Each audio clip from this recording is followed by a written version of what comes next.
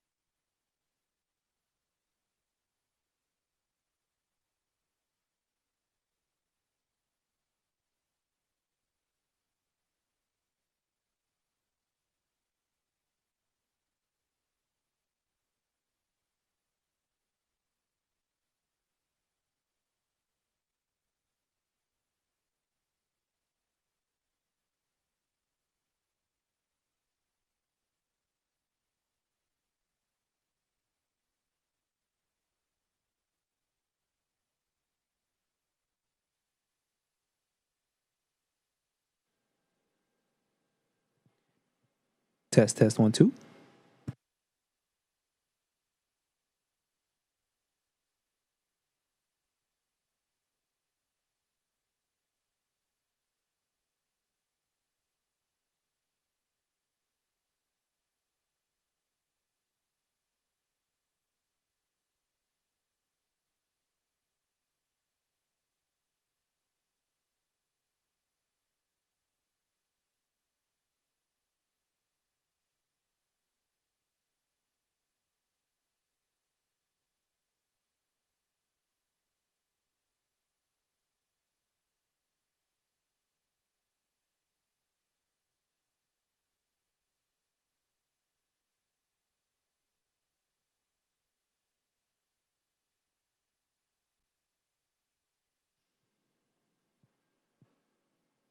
Test, test, 1, 2.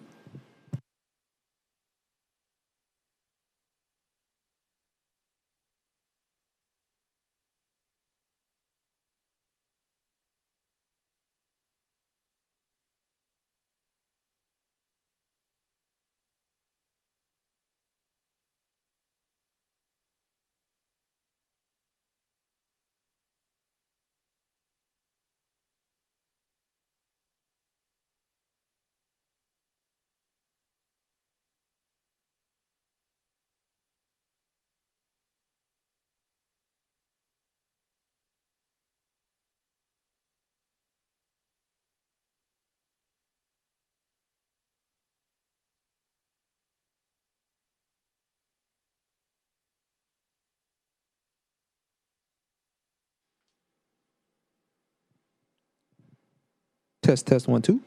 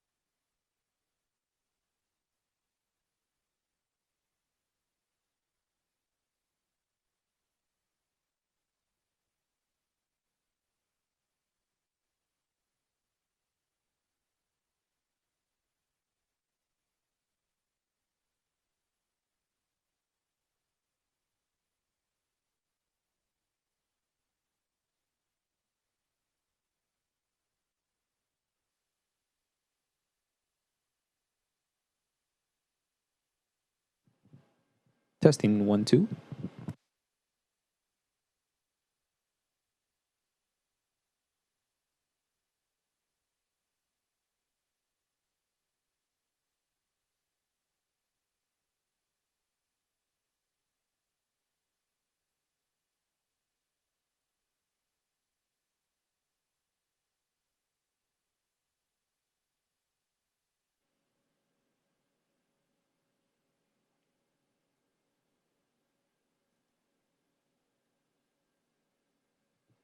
Testing 1 2 3.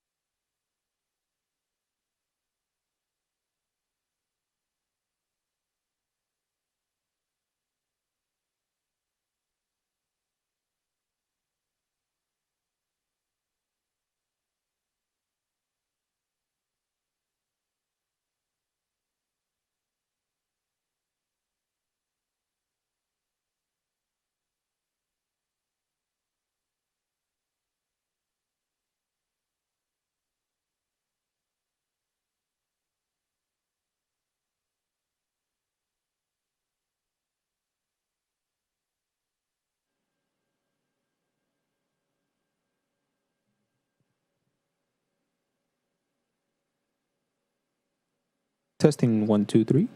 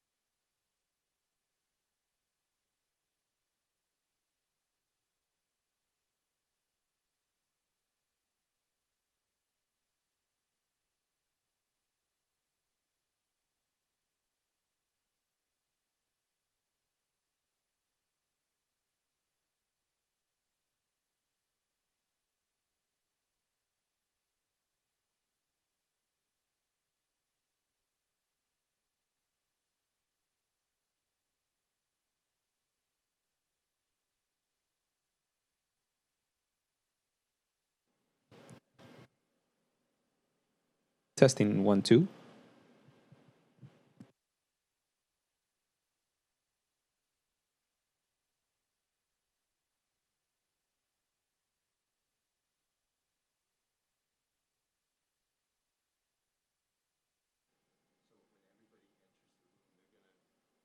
Testing 1 2.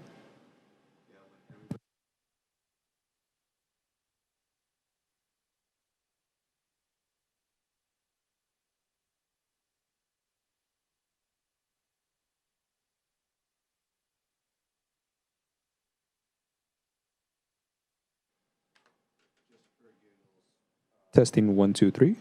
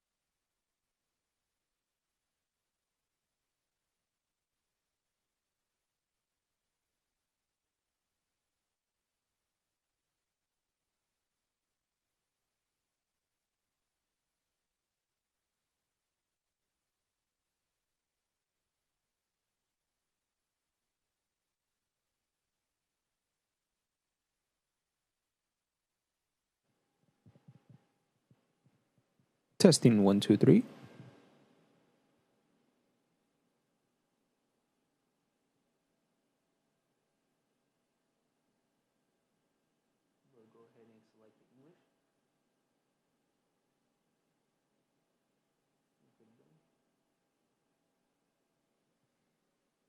Test 1 2.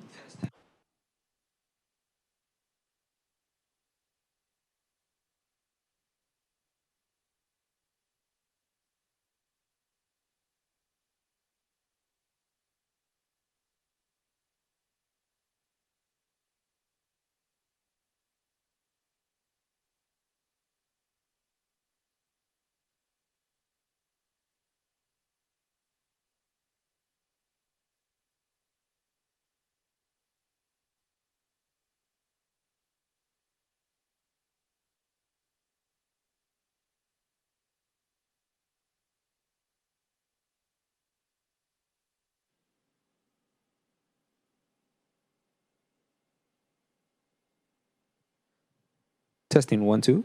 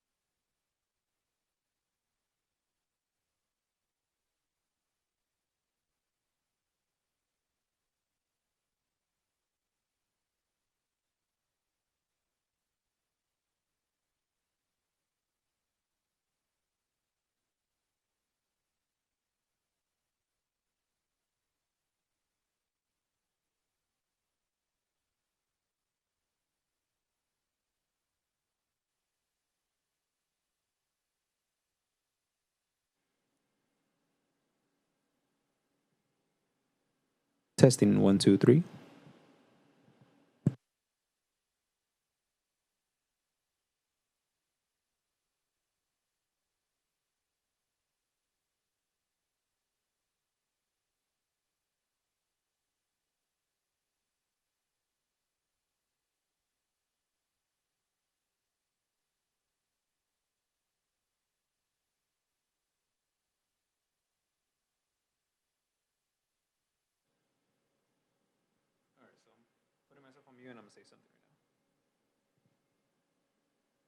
Testing 1, 2, 3.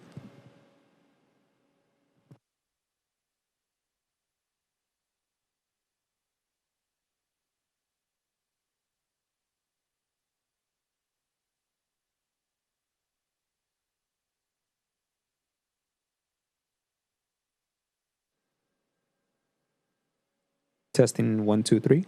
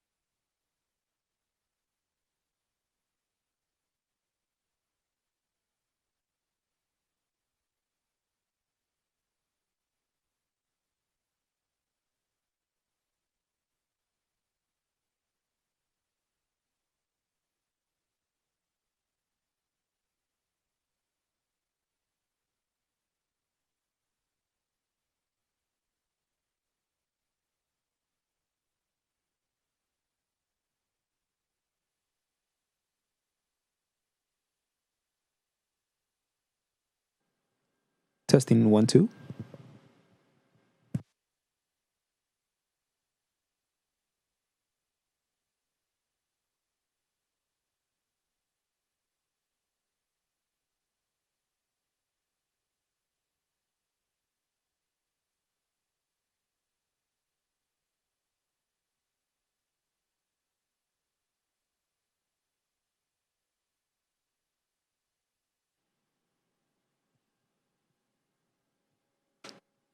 Testing 1 2 3.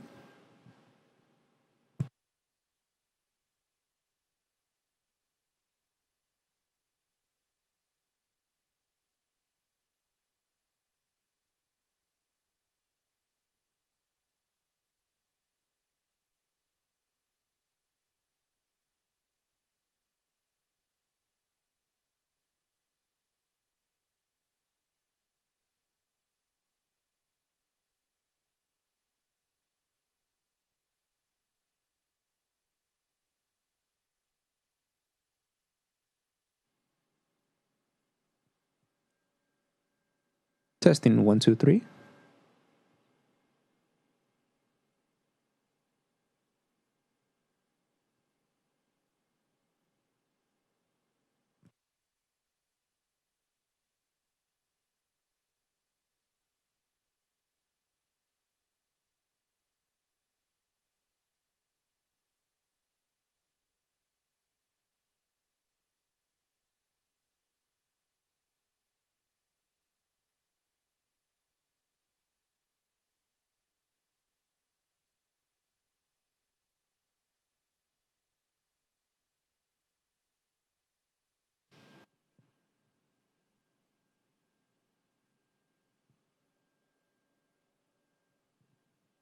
Test 1 2.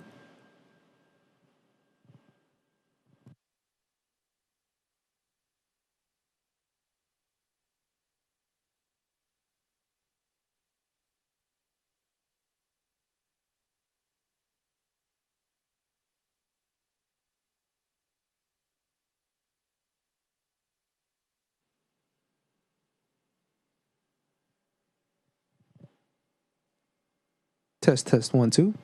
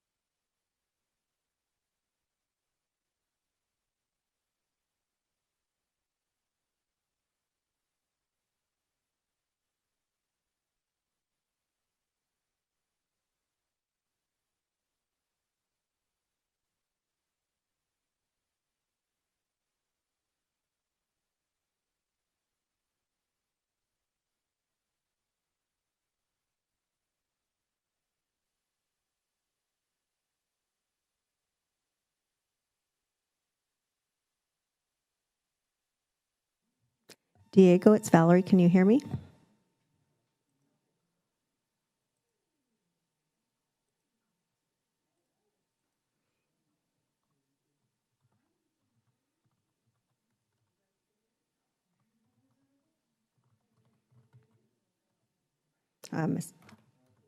Diego, it's Valerie. Can you hear me?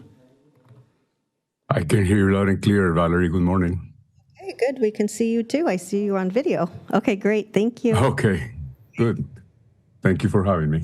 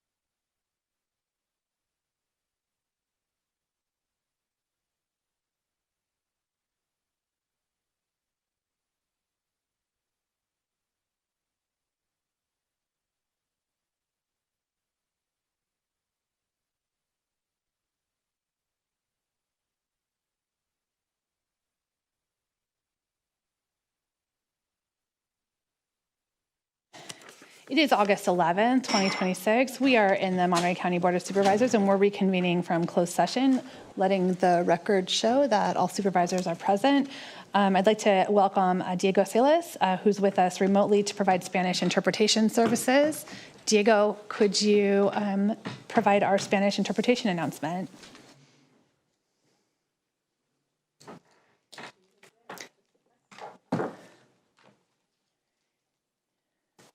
Diego, can you make the Spanish interpretation announcement, please?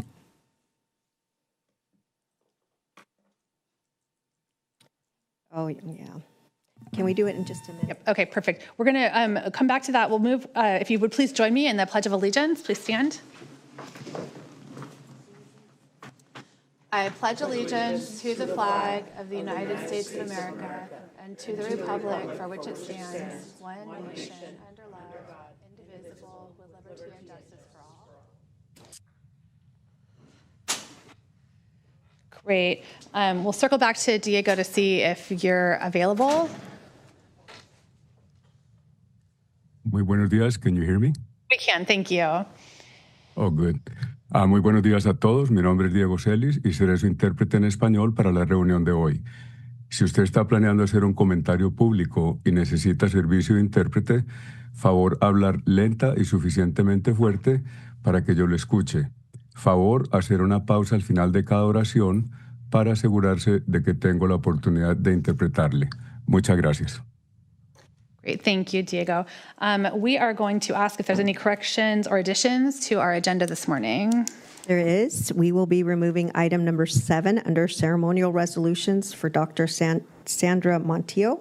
The item will be removed and brought back to the Board of Supervisors on the agenda for Tuesday, August 18th. We're also going to remove item number 21 under scheduled matters, which is for the Department of Emergency Management, and that is to be brought back at a later time as well. And then there's a correction to item number 67 under the consent agenda for housing and community development, and we received a revised errata memo and a revised attachment. And that's all. Thank you very much. We will move right along to our ceremonial resolutions this morning. Is there any public comment on our ceremonial resolutions? We have item number 2 through 6 on today's agenda. All right, seeing one hand raised, Mark, online on Zoom. Mark, this is opportunity for comments on our ceremonial resolutions.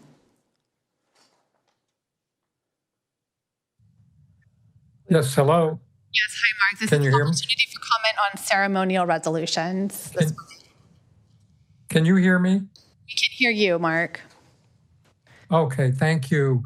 One comment I would like to make is to let you know that I am in full support of the park-it plan that LUAC, Mark, both LUACs have. Mark, this is opportunity for public comment on our ceremonial resolutions. We'll be getting to general comment in shortly. So hang tight, hang with us. Okay, we'll be back. there is a terrible echo going on, and it's really difficult to hear you, very difficult. Okay, we'll get that looked at. Thank you, Mark. All right, we'll bring it back to the board for ceremonial resolutions. Move approval. We have a motion from Lopez, a second from Alejo. All in favor? Aye. All right, motion is approved unanimously. And let's start, if I can, with, we're gonna go a little bit out of order, with Mitch Winnick's item.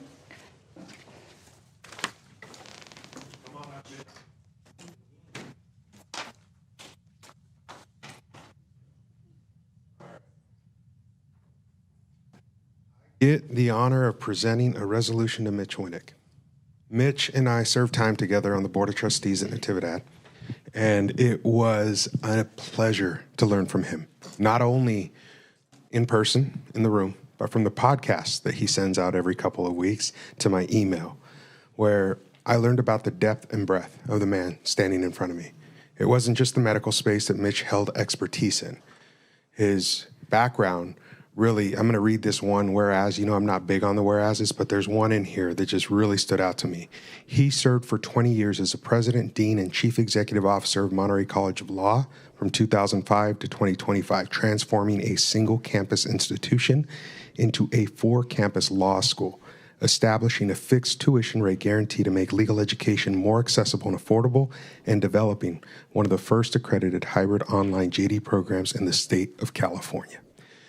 Mitch, you've impacted lives across the Central Coast, and your vision, I think about it primarily in that healthcare space, as you and I did work making sure that healthcare reached those furthest flung corners of Monterey County to the south, while we always focused on Prunedale, which Manuel Osorio would kill me if I didn't mention Prunedale, Glenn.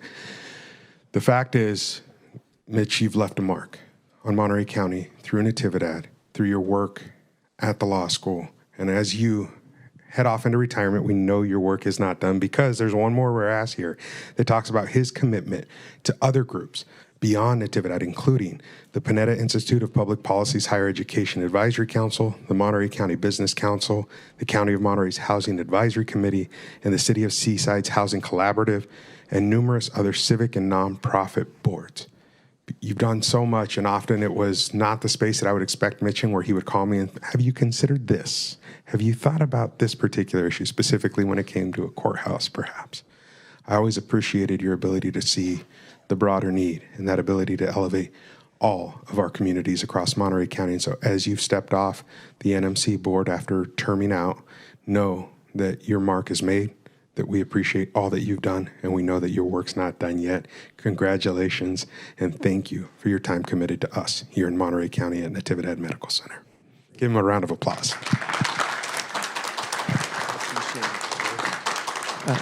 Let me just say a couple of things which I think are well known, but from the inside, just to confirm some things. Serving on Natividad was a true pleasure, but it's primarily for four things. One is the respect that Natividad has towards its commitment to public and patient service. You don't always think about that with a public hospital, but that is number one and always has been number one with Natividad, continues to be so. Also, the respect and professionalism that the staff, both medical and support staff, have is just truly unique. You don't think of Natividad when you're there as a public institution. It's a well-staffed, very dedicated institution, high quality. The Leapfrog recognition tells us that on a national basis, Natividad has been recognized for that. Also, the strategic thinking. These are very difficult times for healthcare. I don't have to tell the supervisors about that. As the federal and state support reduces, it's relied on, we're now left at the county level to pick up those things. So that type of strategic planning is really important. And finally, and not least, the foresight to do additional partnerships with the health department. That really goes to the heart of what you and I have talked about for so many years, which is serving South County to keep people not have to drive an hour, hour and a half to get their medical care, but to work with the health department in close collaboration. It's, again, it just shows the quality of thinking and strategic planning from the county standpoint. So it's been a pleasure. Thank you very much. Thank you, Mitch. I'm going to present you officially this resolution, and thank you for your service. And one more mention is nearly 1 year of cash on hand, meaning that financial stability you're leaving us with, because so much effort that you and Marcia put in on that end, not forgotten. Thank you, Mitch. Congratulations.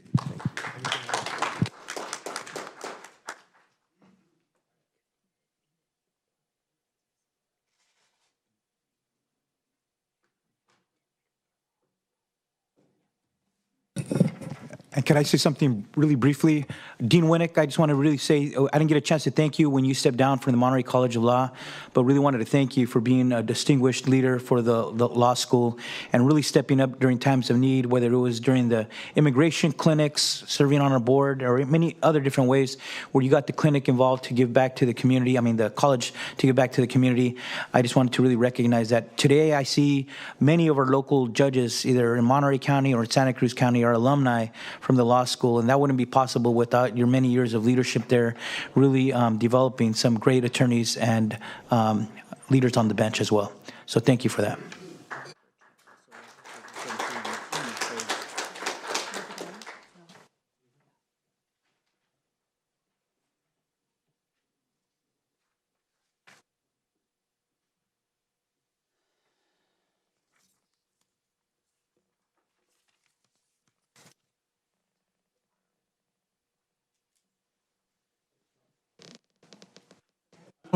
There we go. Sorry about that. I'm going to do two resolutions here, and they're honors for some young people who have done their part and encouraging people to vote. So I'd like to see if we can have Leo Razak and Liana Maldonado come up. Are they here?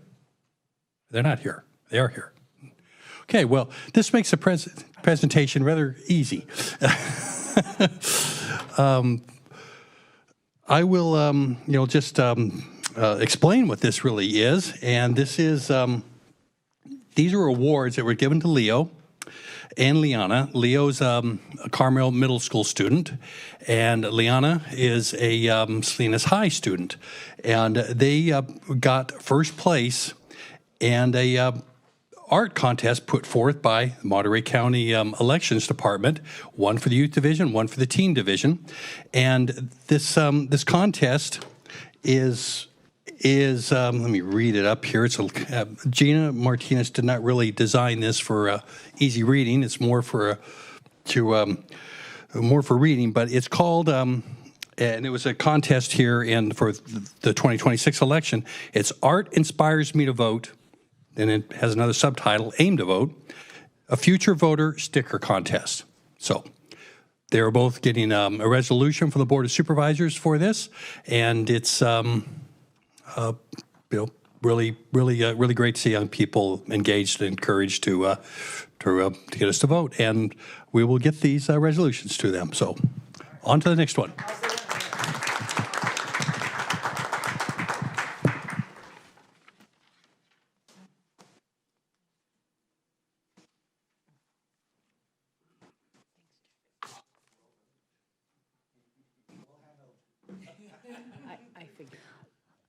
All right, my kiddo applied for that the voting sticker contest. It's a great way to get kids involved, and our elections department is doing some pretty incredible things. I am going to invite Dr. Melissa Nothnagel to join me at the front here, and I'm going to hand you this, and then I'm going to say some things about you. So we are recognizing Dr. Melissa Nothnagel as director of our family medicine residency program at Natividad Medical Center, and recognizing you are the recipient of a reward, the Nikitas J. Servano Outstanding Program Director of the Year. And this is among the many awards that Natividad continues to rack up, but we know that those awards are because of the people who are doing incredible work every single day in service to residents here in Monterey County who go to Natividad to receive their medical care. You make us all better. So I'm honored to stand here with you, Dr. Nothnagel. Not everyone knows that Natividad is a teaching hospital, and that means that we bring new doctors into Salinas and to Natividad and teach them how to be excellent doctors, how to be incredible care providers. And that is under the leadership of Dr. Nothnagel, and those resident physicians, then many of them go on to stay here in Salinas, but many more go on to provide care to patients across the state of California and beyond. About half of all the graduates from Natividad's family medicine residency program do stay here on the Central Coast, and that's directly related to the quality of instruction that they're getting, the quality of opportunities they're getting, and the deep connections that they get to our community while serving at Natividad. If you're out in community, you might not know, but you're seeing many of our residents who are out doing community service work to learn about the community and to provide additional care. So Dr. Nothnagel has been directing the Natividad residency program for the past 8 years. And before coming to Salinas, she ran the family medicine residency program at Brown University. She came here with 14 years of experience and has spent years building a facility and physician pipeline that reflects who we are as Monterey County. So even though all those resident physicians come here, not necessarily coming from Salinas and the Central Coast, by the time they graduate and leave, they are embedded deeply in the values of who we are as a community. And in March of this year, she received the Nikitas J. Servano Outstanding Program Director of the Year. This is the highest national honor in family medicine residency education. It's a really big deal. We're so honored and proud to have you with us. She was also honored as a gold level program director and received an Inspire Award from the American Medical Women's Association for her work in reproductive justice. Dr. Nothnagel is leading in her field while also continuing to see patients, deliver babies, and supervise residents. We're so proud and honored to have you working and choosing to work with us here at Natividad, Dr. Nothnagel, and just thank you for giving us the opportunity to recognize you and celebrate the achievements that you're earning and that we're earning together. Thank you. Thank you so much. Would you like to make any comments? Sure. Can you hold that for me? Yes, indeed. Thank you so much. I'm really honored by this recognition and really proud to represent Natividad. I'm not sure if folks locally are aware of the reputation that Natividad Family Medicine Residency has around the country. As Wendy said, I moved my family across the country for the opportunity to work here. And we get applicants from all over the U.S. and abroad to our 10 family medicine residency positions every year. Those new medical school graduates stay with us for 3 years and get really comprehensive, high-quality training, ready to go and work anywhere from a small rural hospital to global settings to academic medical centers to faculty positions. And that's why we are so well known, which I'm really proud of. And I'm super grateful to Natividad, to the Board of Supervisors, to the county for supporting us. It takes a lot of resources to do good residency training, and we have amazing staff at Natividad who, as I tell them, everybody from the C-suite leadership down to the nursing assistants have a role in raising these brand new doctors into confident, capable specialists over 3 years, and everyone feels an important part of that teaching mission. So thank you so much. Thank you, and congratulations again. We'll take a quick photograph.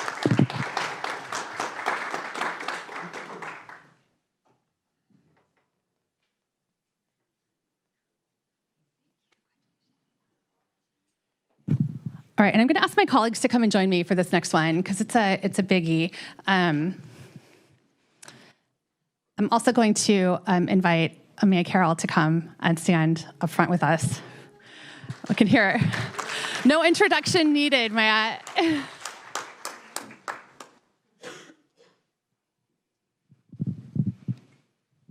Right. Good morning. This is for you. All right. Okay, we got everyone. Okay, we'll grab Louise. Did you want to join us as well? Okay, perfect. So we are, today's, so many words. We're recognizing and celebrating Mia Carroll on retirement after 25 years of service here to this county, to our residents, to our workforce, to us as a board. There's so much more to say than the words that we have on this document about your service and career and just everything you have given to this county. It's significant, Matt, and it's hard to like articulate all of the thoughts that I have. So I wrote a few things down. When Monterey County first created its public communication position in 2001.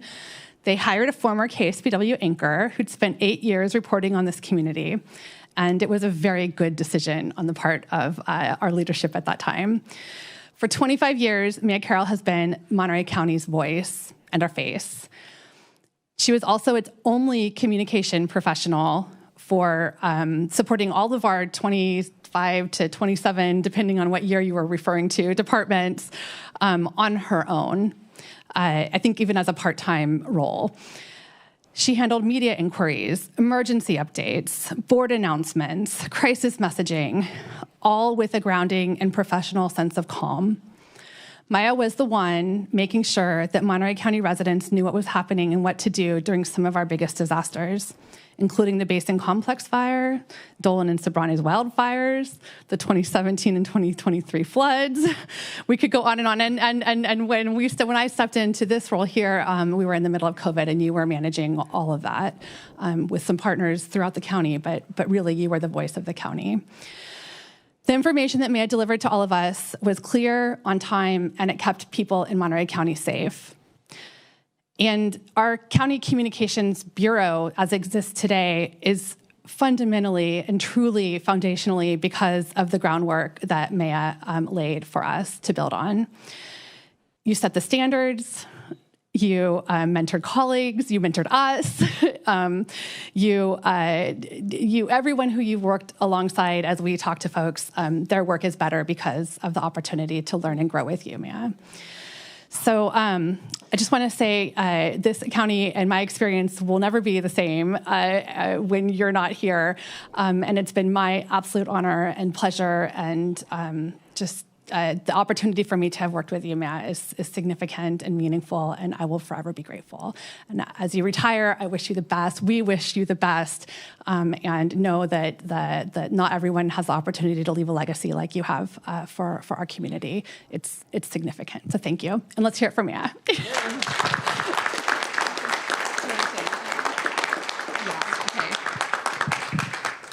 I'm just tired listening to my job. I have to take a minute to thank all of you. And how many times did we talk about our babies in 25 years? And how many times did we talk in the elevator about stuff? But I do need to just make a couple thank yous because nobody does this by themselves. And people, we warmly say it's a county family. And it really is. And for the 5,000 people who I called over the last 25 years who stepped up and helped me and let me help them, I really appreciate it. Every interaction made me what I am today. And so I really appreciate that. And just quickly, all the reporters who let me transition from go over to the dark side, but still were my friends, I greatly appreciate that. And to my two sons, Andrew and Evan, who are watching on Facebook, sorry about all the work calls and on vacation and everything and doing your homework in a cubicle.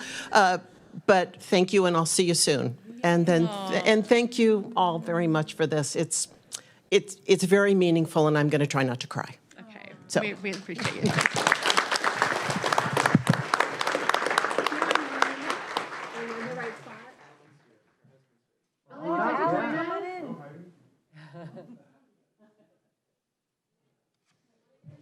Let's give him a round of applause too. Yeah. Nobody does it alone.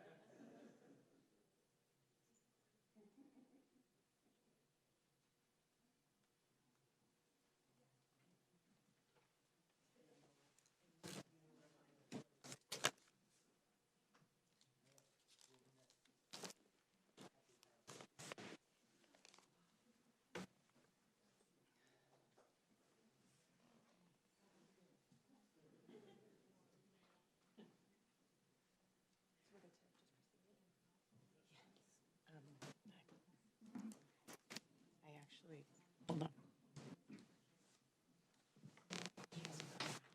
How about you delay it? How about you delay it to the afternoon? Okay, let's do that. Okay. We're just gathering more information.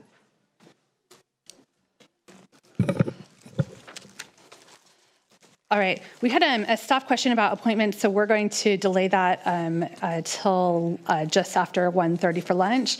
And we're going to move right along to our item number 17.1, which is some... We might be adding it here for sure. Emergency findings from County Council. It's a proclamation of local emergency. Thank you, Chair. As everyone knows, the timber fire in Big Sur started over the weekend after this agenda was posted. So we are requesting a consent item be added, which ratifies the CAO's emergency proclamation.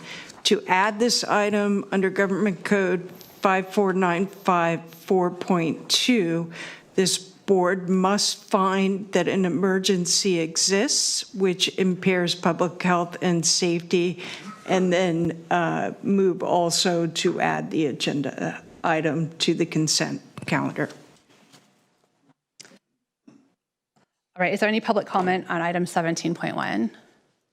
Seeing none, we'll bring it back to the board. Move addition. We have a motion from Lopez. And if you could also find that emergency exists. All in one. Okay. Right, a motion from Lopez, a second from Alejo. All in favor? Aye. Motion is approved unanimously. Okay, moving right along to our consent items. This is item 33 through 71. Is there any, I'll start with public. Is there any public comment on the consent agenda today? Items 33 through 71. Seeing no hands raised, no one approaching. Oh, we do. On the consent agenda. So it's, not yet general public. We're getting there. Hang with us. All right, we'll bring it back to the board. Any items to pull or comment on from consent? Okay, I do have a comment on a couple that I will reference. Item 37 is a fair share agreement between Region and the County of Monterey. This is the 1383, AB 1383 organics recycling regulations.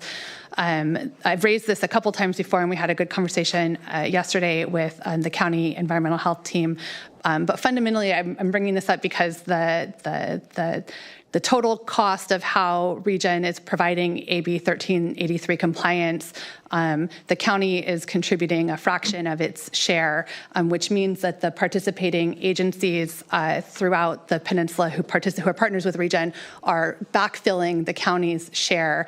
So either we have a situation where we're providing duplicative services because the county is providing services that are being duplicated by Region, or we need to figure out how to get the county to provide its fair share to this partnership.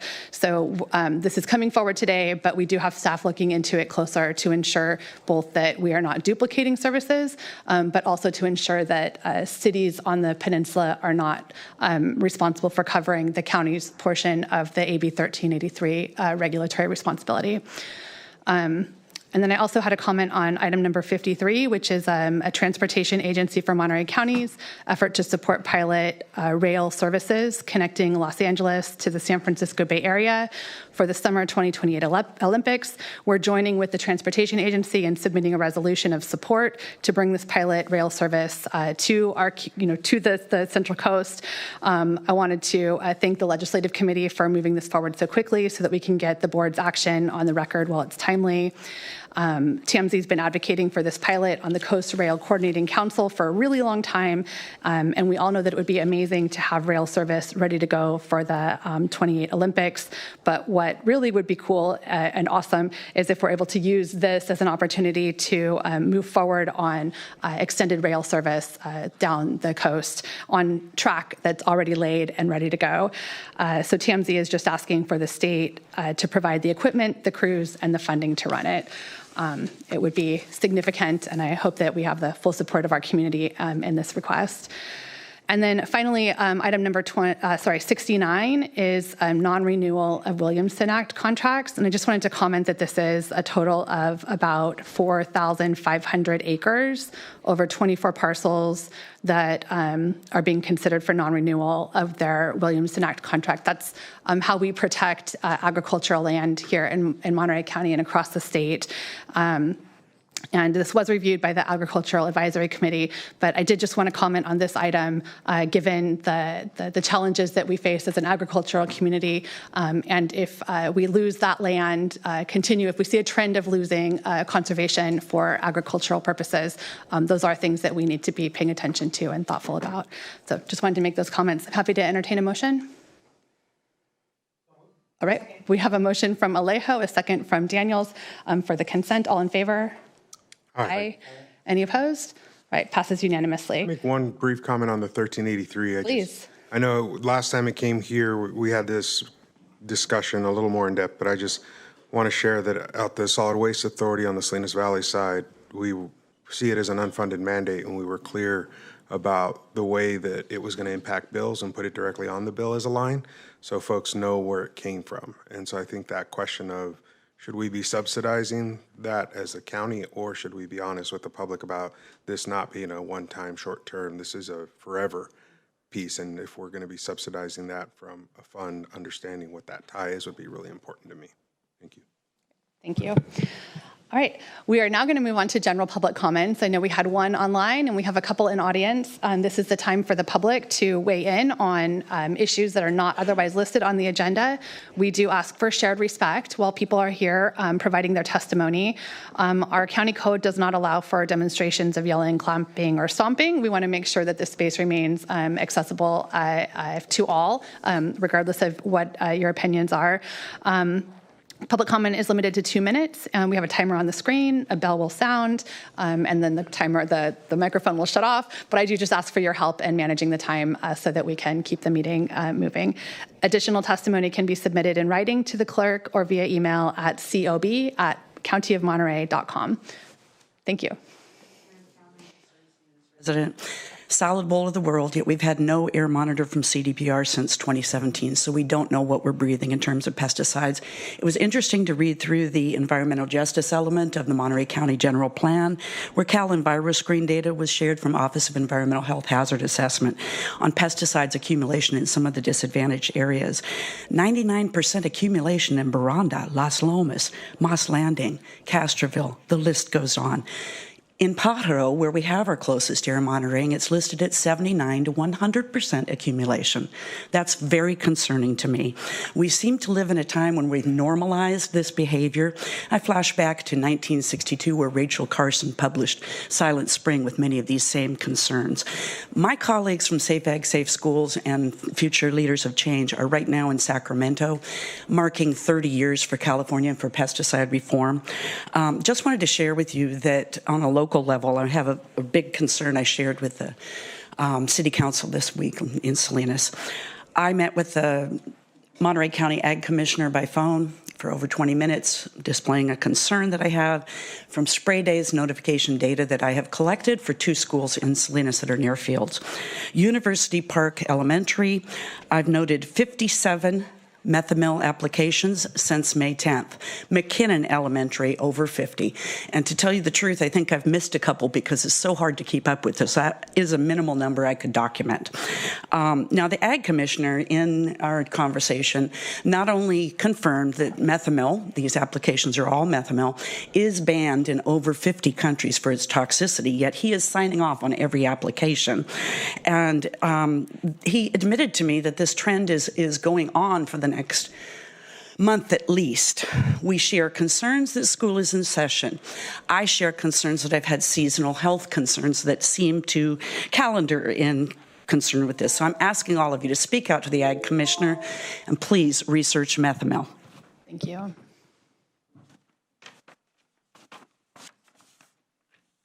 Hi, Peter Zalai. Recently, the homeless point in time count was released. While homelessness decreased 15% in the non-Salinas parts of Monterey County, it increased in Salinas. Supervisor Alejo, who represents Salinas, rushed to the cameras to tout the county's success elsewhere, and along with the county's homeless service director, call for more resources. Government at every level has already spent billions of dollars on homelessness, yet homelessness has continued to increase. The county appears to have concentrated resources on encampments in unincorporated areas, and apparently that produced results. Fine. But Salinas is the county seat, the population center, and the largest concentration of county residents. Ask Salinas residents whether they think the homeless problem is getting better. Ask whether they are satisfied with what government is doing. Instead of happy talk and sunshiny media hits, I'd like my supervisor to focus on the difficult realities: addiction, mental health, crime, police and fire resources being diverted, blight, impacts on business and economic development, and the diminished quality of life for roughly 160,000 residents who are not homeless. And no, the answer is not ever more money. California partially wasted $24 billion on homelessness because it did not consistently track outcomes or evaluate which programs actually worked. After voters here recently rejected 3 tax measures, the message is clear. Before asking taxpayers for more, show us success metrics, measurable milestones, results, especially here in Salinas, not just in the county's less populated areas outside the city. Thank you.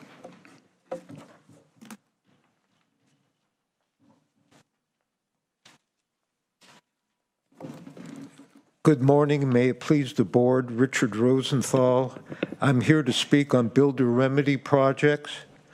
Builder remedy projects are oversized, highly dense projects up to 3 or 4 times the allowed zoning.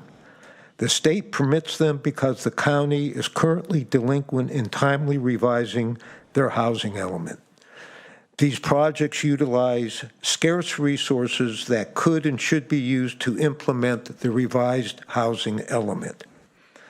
The public is dead set against these projects. Perfect example is a 90-unit project for the Carmel Valley Airfield in Carmel Valley Village. The designated density in the Carmel Valley Master Plan is 24 units plus 14 acres of open space. When the developer held a public meeting in the Carmel Valley Village, 200 to 300 people voiced their vociferous opposition to the project. In fact, Supervisor Daniels was present and aired concerns over employee housing, which this project does not address. Shortly after the meeting, a local opposition group morphed into an unincorporation association, FOVA911.com. This organization, along with Carmel Valley Association, raised thousands of dollars to ensure that the project impacts are adequately assessed. Builder remedy projects are existential threats to the citizens of Monterey County. These threats may be slowed down or eliminated with all emerging within an emergency ordinance pending state approval of the county housing ordinance. I urge the board to direct HCD and county council to promptly evaluate the feasibility of adopting an interim urgency ordinance, to report their conclusions to the board, and if feasible, to adopt such ordinance at your earliest convenience. Thank you. Thank you.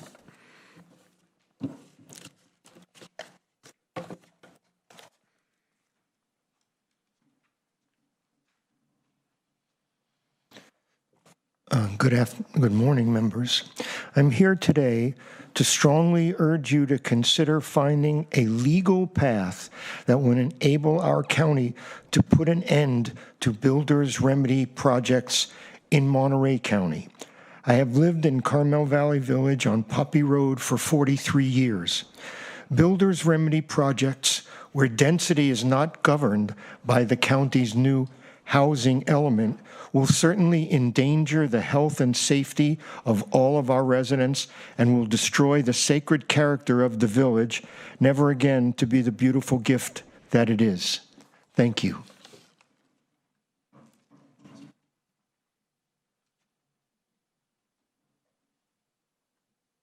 Hi, thank you very much. Christian Thornley with Waste Management Outreach and Education, but I was asked to relay the message that with the timber fire that we're continuing to service the area, and we'll until we're notified, Rick and the environmental health team notifies us that we shouldn't. We're still running trucks in that area, so I wanted to let you know that. I wanted to give you, I was last here in May and I spoke to you. I wanted to give you an update on some of the items that we've worked on, some of the events that we've attended over the last few months. In South County, we're continuing to support the Meals on Wheels SoCos events, which are events for senior residents to attend. We table those events, we provide information, we provide education.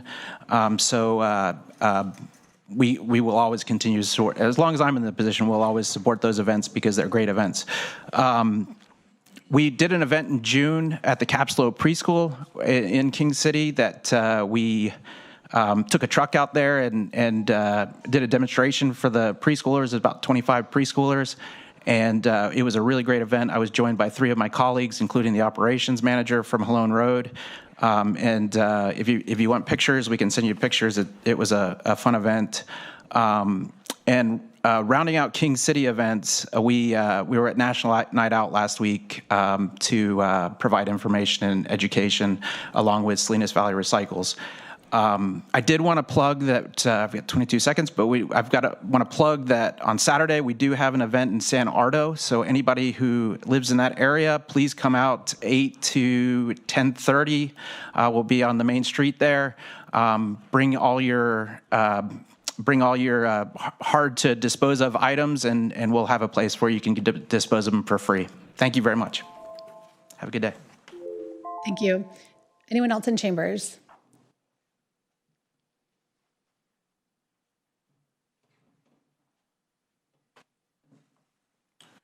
Hi.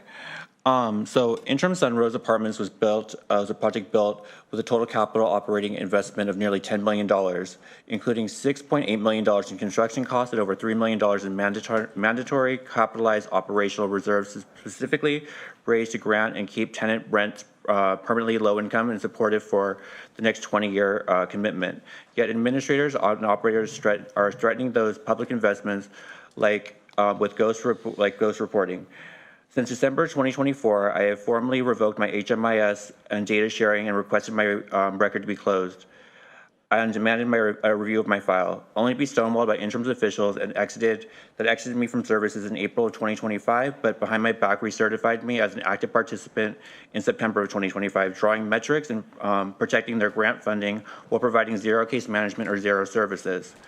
I was not placed in Sunrose because I was special. I was placed because of my vulnerability score matched the funding criteria. My demographic alignment, severe mental health illness, LGBTQ+ trauma history, homelessness risk, and made me eligible for grants that built the operational for the property. My humanity was not part of the equation. My vulnerability was monetized. I grew up close to here, but somewhere along the way, the home that I left when I was 18 became a place I wish I was not associated with anymore, buried behind surface level niceties and power of money. What happened in the last 6 months was personal. Staff made choices to destabilize me, endanger me, and retaliate against me. These choices were not systematic, they were deliberate. The network of its institutional failures was driven to protect the specific individuals who held power to intervene but chose compliance over care. These people would be including the deputy director and the director of the CHSP, Melody Rose, the chief of Monterey County Behavioral Health, who offered to zero support, stabilized resources, or eviction help because I had voluntarily opted out of inadequate county care, forcing me to establish care on my own in a different county. Thank you. And we'll just have someone come get your information so we can follow up. Thank you. All right, anyone else in chambers? All right, let's go online. We have a number of hands raised online. We'll start with Bill Leip, followed by Greg. Thank you, Chair. Can you hear me okay? We can, thank you. Thank you. Yeah, members of the board, and there were 3 of you up there at this time. You know, many of us want to ask a question that still hasn't been answered. Will the people of Monterey County ever receive an apology for what was done to us during the COVID years?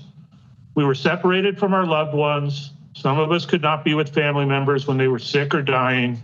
We were barred from gathering as a community, from worshiping in our churches, from celebrating weddings, and from mourning together at funerals.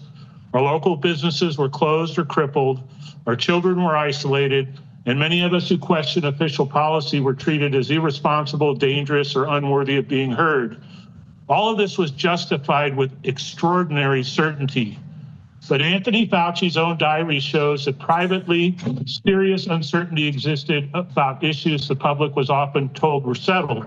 And newly released January 2021 text messages show Fauci privately telling Rochelle Walensky and Vivek Murthy that post-vaccination fever and inflammatory reactions theoretically could be associated with first trimester miscarriage at a time when pregnancy data were still limited. So for us, this is not about hindsight. It's about candor, proportionality, and accountability. When government separates us from family, closes our churches and businesses, restricts our funerals and weddings, and stigmatizes dissent, it assumes a grave responsibility to be honest about what it knows and what it does not know. We're asking the board, many of us out here, and our county medical leadership to acknowledge where certainty outran evidence, where policies caused real human harm, and to just say plainly, we were wrong in important ways. We're sorry, and we will not do this to you again. Thank you. Thank you. We'll go next to Greg and then to Mark. Great. Can you hear me? Yes, thank you. We can hear you. Thanks. My name is Greg Sias, I live in Carmel Highlands, and I'm here in full support of the Park It program. Over the past several months, I've spent an enormous amount of time studying the conditions along Highway 1 in Point Lobos, and I did put together an 8-minute video you might have seen on the safety conditions. What struck me wasn't one dramatic event, it was a cumulative effect of people walking inside the white lines of the highway, families with children in harm's way, vehicles stopping, unexpectedly looking for parking, and making U-turns across the double yellow lines. Taken together, the conditions are extremely dangerous for all involved, including those who may need emergency services for drowning, health matters, and other matters where every single minute may make a difference. So we must prioritize Park It and approve phase 1 of the proposal. Our highest priority has to be improving safety for visitors, residents, cyclists, pedestrians, and emergency responders. I don't necessarily think Park It as a program is necessarily perfect, but there's no ambiguity it begins to address the safety conditions we see outside Point Lobos' entrance. At the end of the day, I don't think we're looking for perfect. I think we're seeking a way to improve the conditions of today. So waiting for a perfect or alternate solution while knowingly preserving an unsafe one is not a solution at all. So I'm specifically asking the Board of Supervisors, please give Park It your full support through any potential appeals up until final approval. Thanks for your time and consideration. Thank you. We'll go next to Sarah and then to L. Big.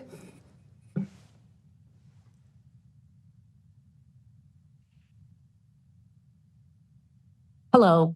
Good morning. Can you hear me? Yes, thank you. All right. Good morning, Chair and members of the board. My name is Sarah Stone-Sias, and I'm a resident of the Highlands. I'm asking the board to support immediate replacement of existing no parking and parallel parking signs along Highway 1 and at and around Point Lobos, with highly visible multilingual signs that clearly state the applicable fine. According to Point Lobos park officials, the park receives approximately 4,000 to 5,000 visitors per day, yet has only about 150 parking spaces. When those spaces fill, often within minutes, vehicles spill onto Highway 1, resulting in widespread illegal and dangerous parking. Vehicles routinely park where prohibited, extend into travel lanes, stop abruptly, make U-turns, and force drivers to maneuver around parked vehicles and pedestrians. Visitors are often left walking along Highway 1 dangerously close to moving traffic. There is no longer a parking inconvenience. It is an ongoing public safety hazard. The current signage is not providing sufficient deterrence. When faced with a full parking lot and nowhere else to park, way too many drivers are simply taking a risk. We need signage that makes the consequences unmistakable. The purpose is deterrence, not revenue. Clear, prominent penalty signage would give drivers a strong incentive to comply without continuous CHP and other local law enforcement's monitoring constantly. Again, I respectfully ask the board to support 1, immediate replacement of inadequate no parking and parallel parking signs. 2, install highly visible multilingual signs stating the applicable 250 or 450 fines where authorized, and consistent signage along experiencing the greatest violations. Thank you. Thank you. All right, we'll go next to Elbeg. Good morning, Madam Chair and Supervisors. Jose Guerra, Monterey Community. First, I want to say, Mr. Alejo, can you please give me a call? Your Vanguard H2A building here is very, very run down. The outside of it is disgusting. They don't cut the weeds that are there, or I don't know if it's supposed to be grass or weeds. But this is your project, Mr. Alejo. You and Mr. Chris Lopez shifted on this. I don't know who took the first hand of the reins on it. But please, do your job and have them cut those weeds. Another thing, you're causing a lot of traffic jams. Mr. Alejo sent you many videos, sir, telling you they're using that gate incorrectly. At the last meeting we had, before you had that H2A building open, you guaranteed they would not use that front gate, and they're using it every day, Mr. Alejo, and you're doing nothing about it. Like always, I don't know why you're even working there. You can't do your job, Mr. Alejo. You can't take a phone call. You can't take a meeting. You can't discuss anything with anybody. I don't know why you're like that. I don't understand. Salinas deserves better than that.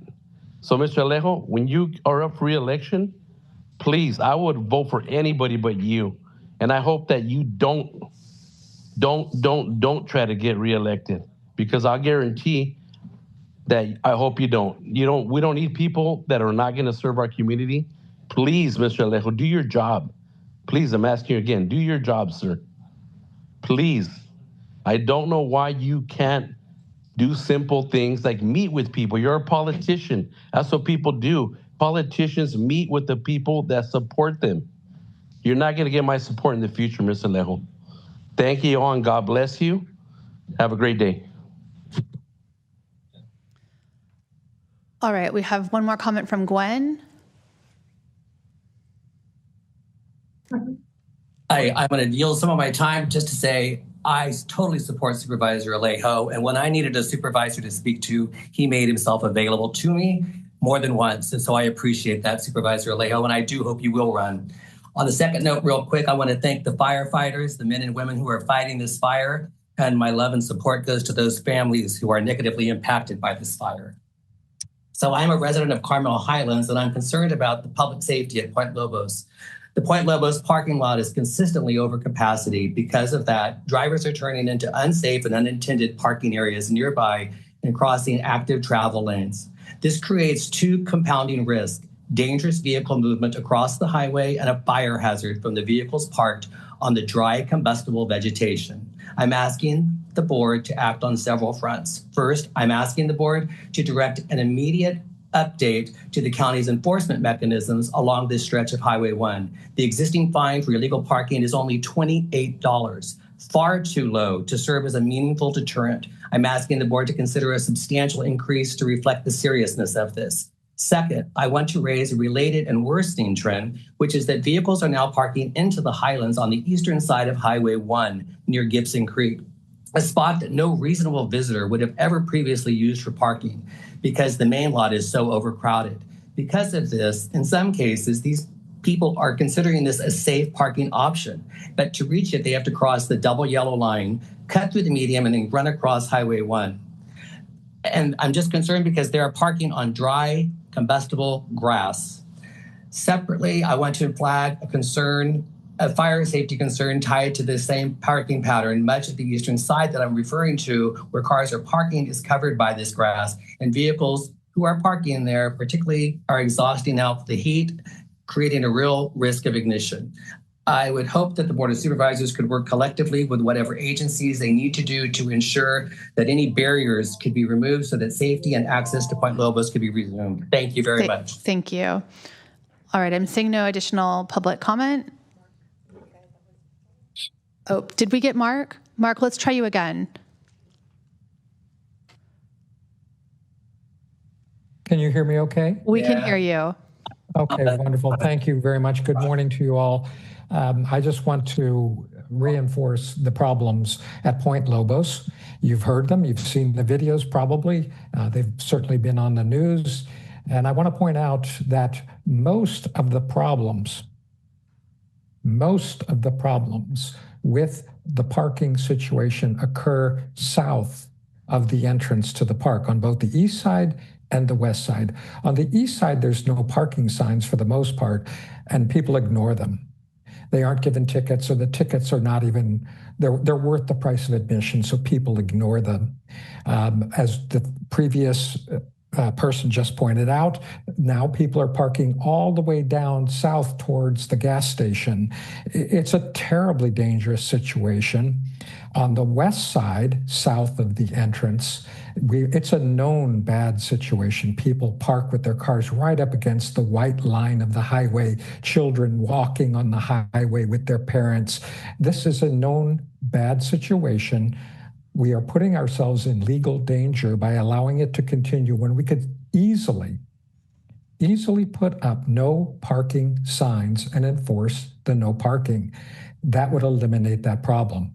Having said that, I'm in favor of the park plan once it is considered, and I think that's a very good solution, but it's not going to address specifically the south of the entrance parking problem. We have a dangerous situation, a dangerous legal situation, and I would concur that it is an emergency.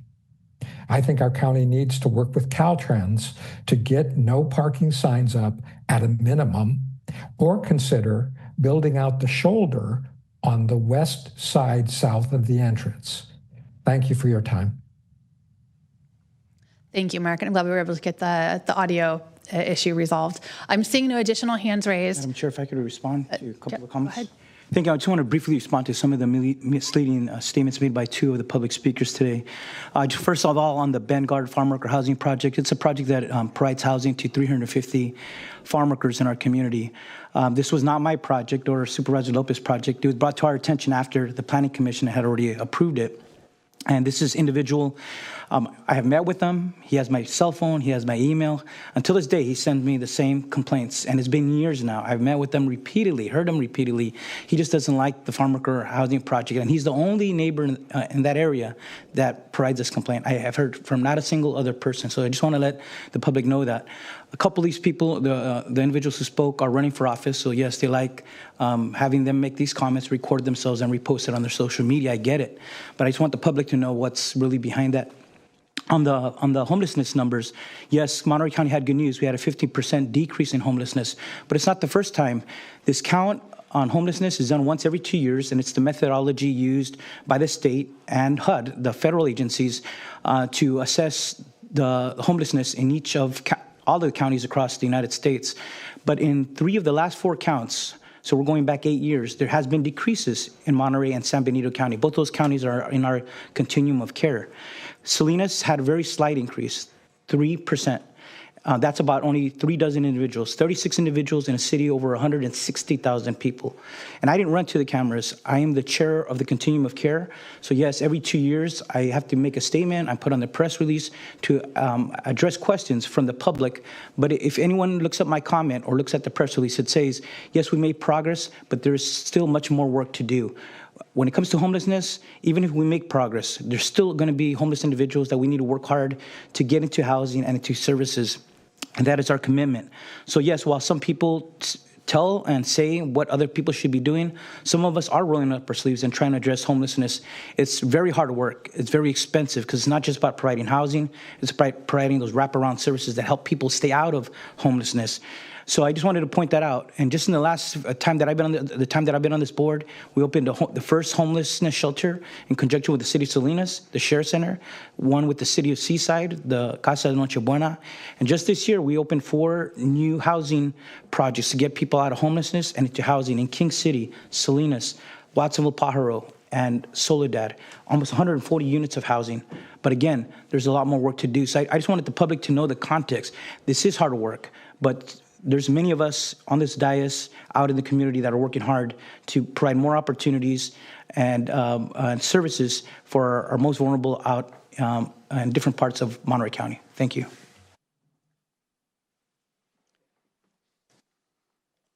All right, we're going to move on to item number 20, which is a property tax transfer agreement between the County of Monterey and the City of Gonzales for the proposed Vista Lucia reorganization.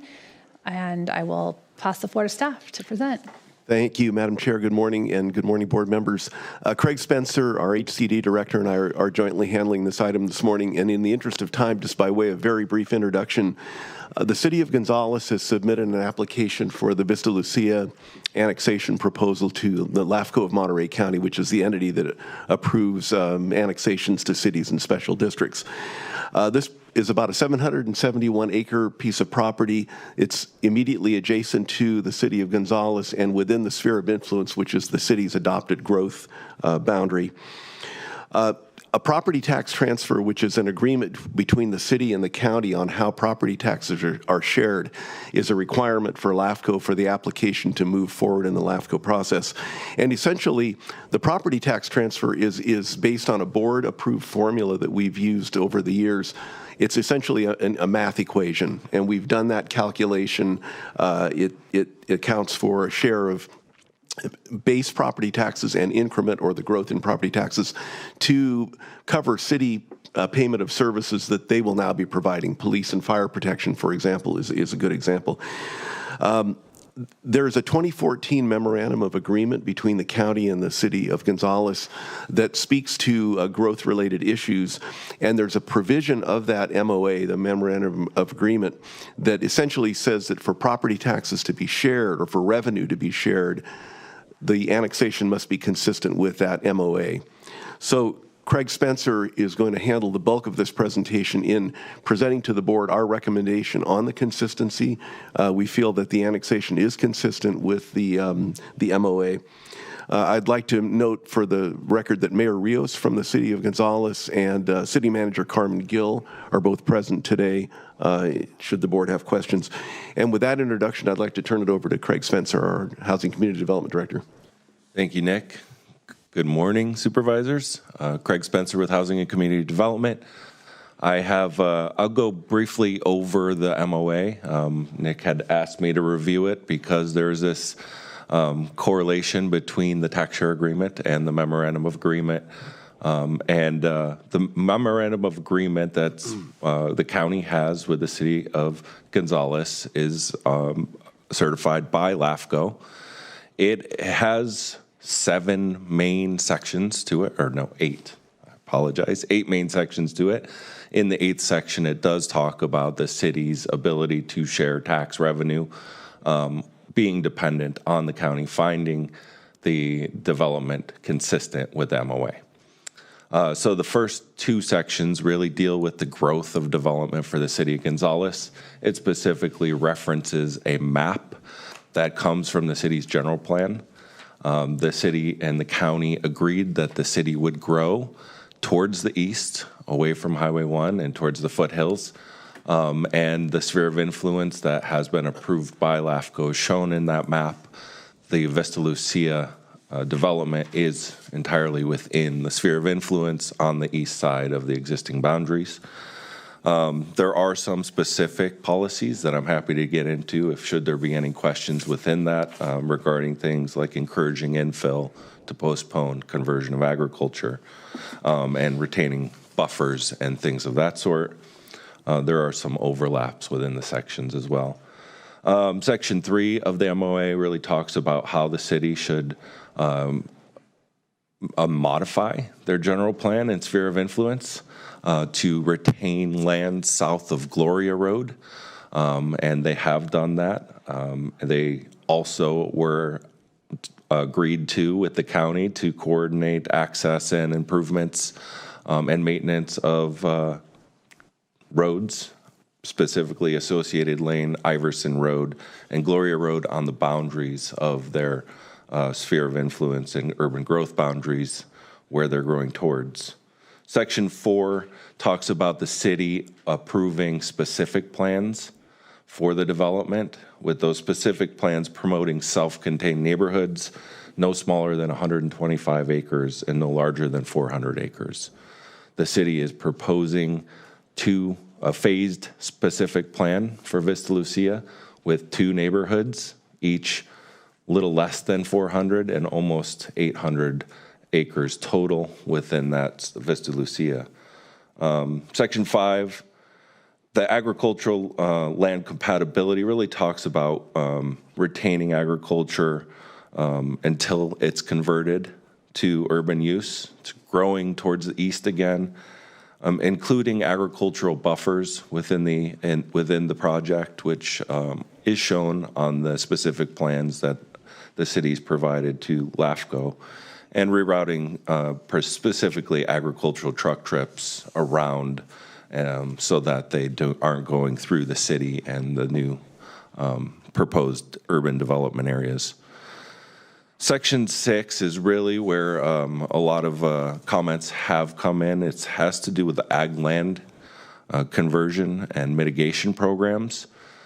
So the city and county agreed in the MOA that the city would establish an ag mitigation program, which they have done in talking to them, and that mitigation program would collect fees and help direct mitigation efforts towards easements on the urban growth and sphere of influence boundaries, north, south, and west of the city, and that they would essentially work with developers and choose which types of agricultural mitigation would be pursued for specific plan developments. Ultimately, the county's desire and the city agreement was that the county will find that the city has done their job once they can demonstrate they have easements along those boundaries. I've spoken with the city about this. They're working with the developer to have direct mitigation from the developer through an agreement with an agricultural landowner. It is not on properties adjacent to the sphere of influence. But they did show that they had the developer reach out to property owners who own property that are not already in an easement along the sphere of influence boundary. Between now and then, one of them has already, for other reasons, entered into an easement on portion of their land. Most of them did not respond, and there may be one who is interested, but there isn't an agreement in place. So the county was recommending that the city really focus some efforts in making sure that they can and will get as many of the easements in place around their boundary as they can. They're also committed and required to hold that boundary edge as part of their own adopted general plan and the LAFCO sphere of influence boundaries.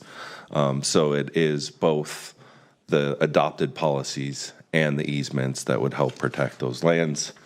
In Section 7, it's really about paying traffic mitigation fees, and the city has coordinated with Public Works on that. And then again, Section 8 really refers to the tax sharing agreement being consistent with the MOA. So that's the summary, and I'd be happy to answer any more specific questions if there are any. Thank you. We'll start with questions from the board, and then we can go to public and then bring it back for discussion if that works for everyone. Supervisor Church.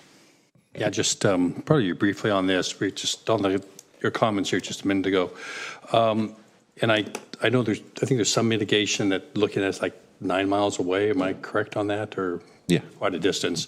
There's that February 17th memo. It wasn't included in the packet. I'm just, I think that was the one from the city saying the developer had reached out to try to contact secure easements. I'm just asking from your perspective, you feel that there was adequate attempts by the developer to try to achieve a more adjacent, which isn't a requirement, but is highly urged in this whole MOA. Yeah, so I wasn't involved in the discussion, so this is the city relaying the efforts to me, and they did reach out to those property owners. The response and the information I've received from the city is they got no response from many of them. They got a clear no from one of them. There were 8 properties, by the way, that are not already in an easement around the boundaries.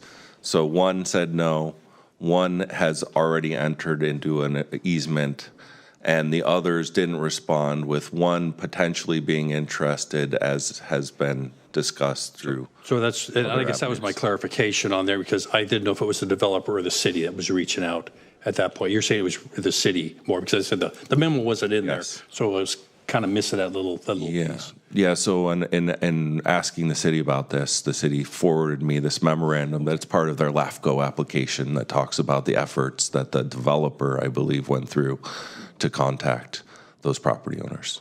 Okay, so the developer did go through that. Okay, thanks. And just one clarification, we received a public comment that mentioned that we didn't have to make this decision today, that this could be done later, but Mr. Spencer, at the top of your comments, you shared that this has to be taken care of today for LAFCO to be able to consider it. Is that correct? Yeah, so I don't know specifically the LAFCO requirements, but LAFCO's deemed their annexation application incomplete for one of the reasons being approval of a tax sharing agreement from the county. So the city is trying to get a complete application so that then they can have the debate with LAFCO over the ag mitigation, I think, is the primary issue with LAFCO at this point. Perfect. Thank you. Go ahead. Go ahead. Sure. Thank you for that, Supervisor Lopez. I was trying to understand the sequencing of events here, and it's just that it was really far away.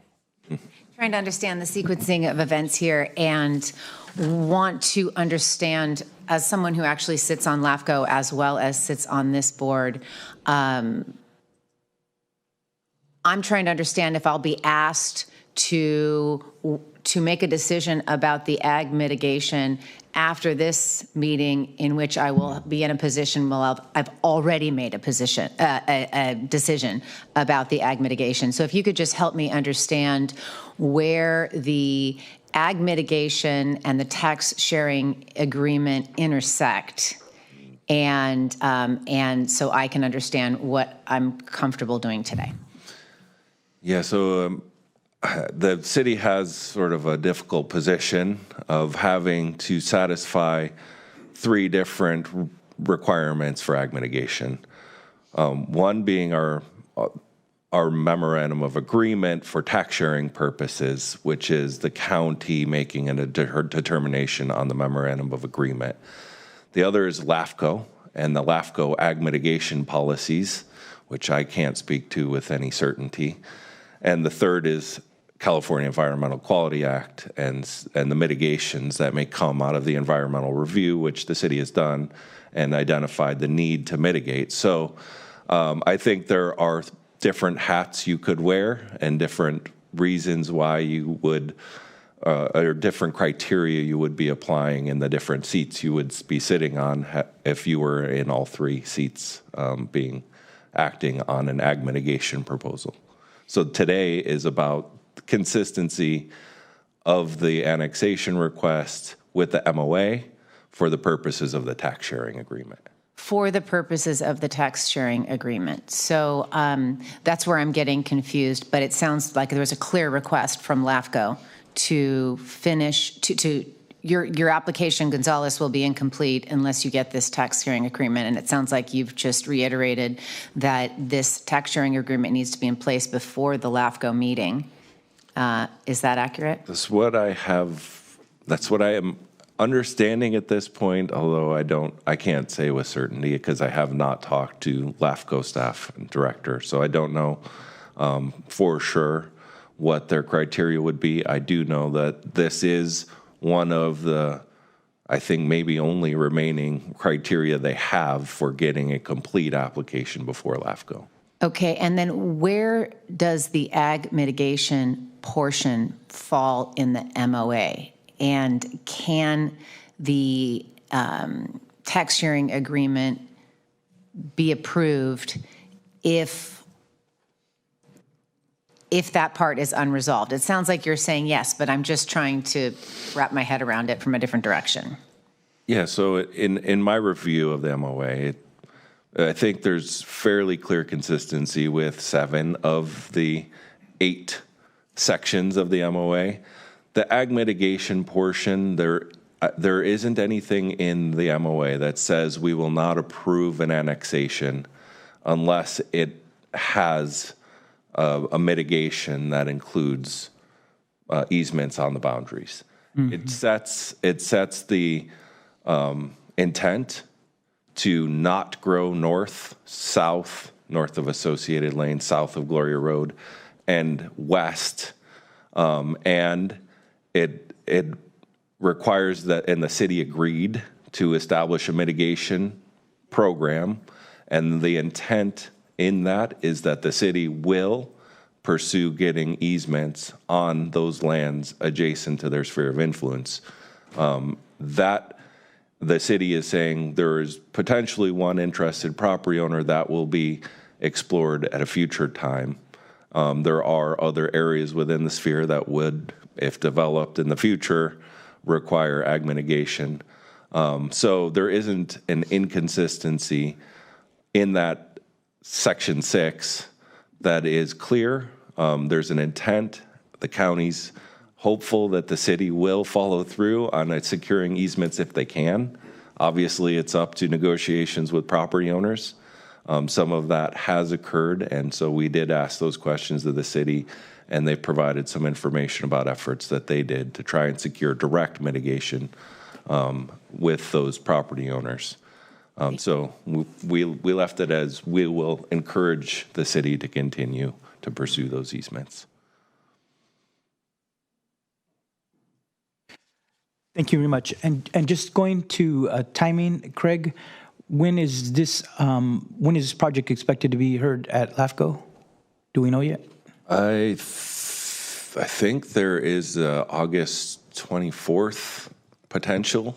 Okay. For it's real imminent then. Yes. Okay. And then just for the public to know, this agreement is because currently that property is in unincorporated Monterey County. If LAFCO were to approve, then it would be included within the new expanded city limits of the city of Gonzales. And so that's where this tax sharing agreement makes sense. And so your memo points out that that agreement would have the city of Gonzales receiving 52.15%, the county 47.85%, except that that amount of property tax attributed to the Gonzales Fire District, right, to provide services in that area. That's correct, Supervisor. Okay, because that's really the crux of this agreement, right? Mm-hmm. And then when you talk about easements, to mitigate the farmland that would potentially be developed, the type of easement you're talking about is non-development agreements on other farmlands. If you could just elaborate, what type of easements is a county encouraging the city or the developer to obtain closer to the city limits of the city itself? So they would be conservation easements, yes. Long-term agricultural conservation easements on those properties.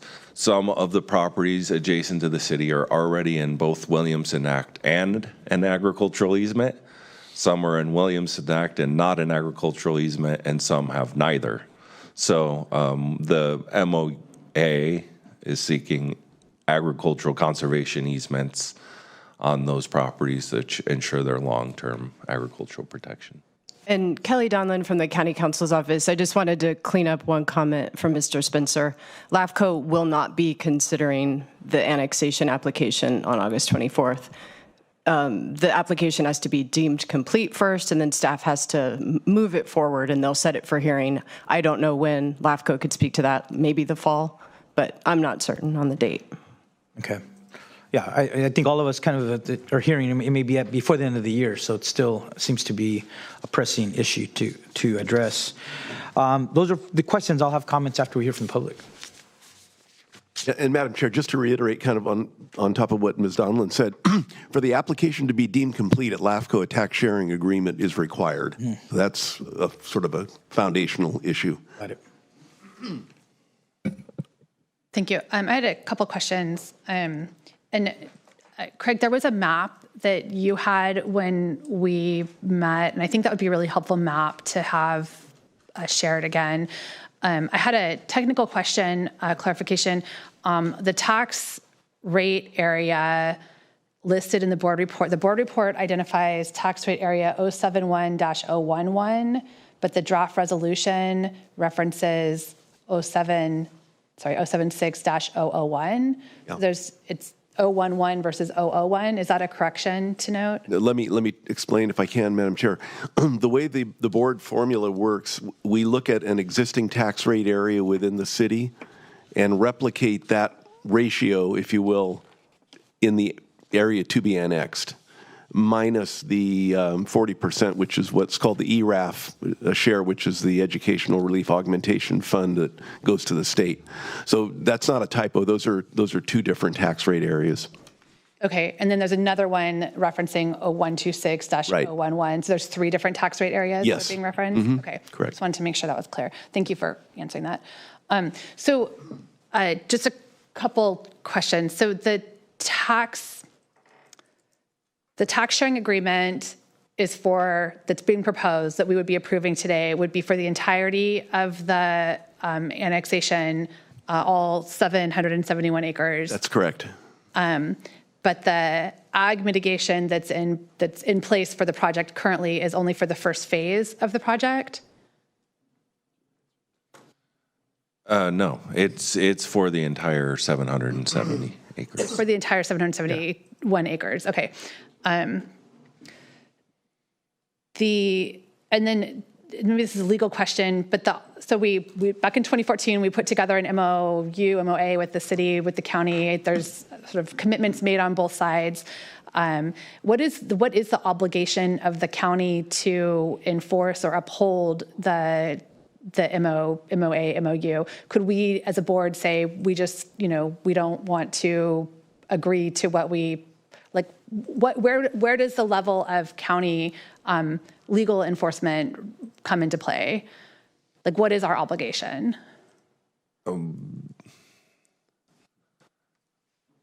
And through housing Yeah, okay, we'll I'm going to ask Kelly Donlin to address that just because she has read the entire MOA.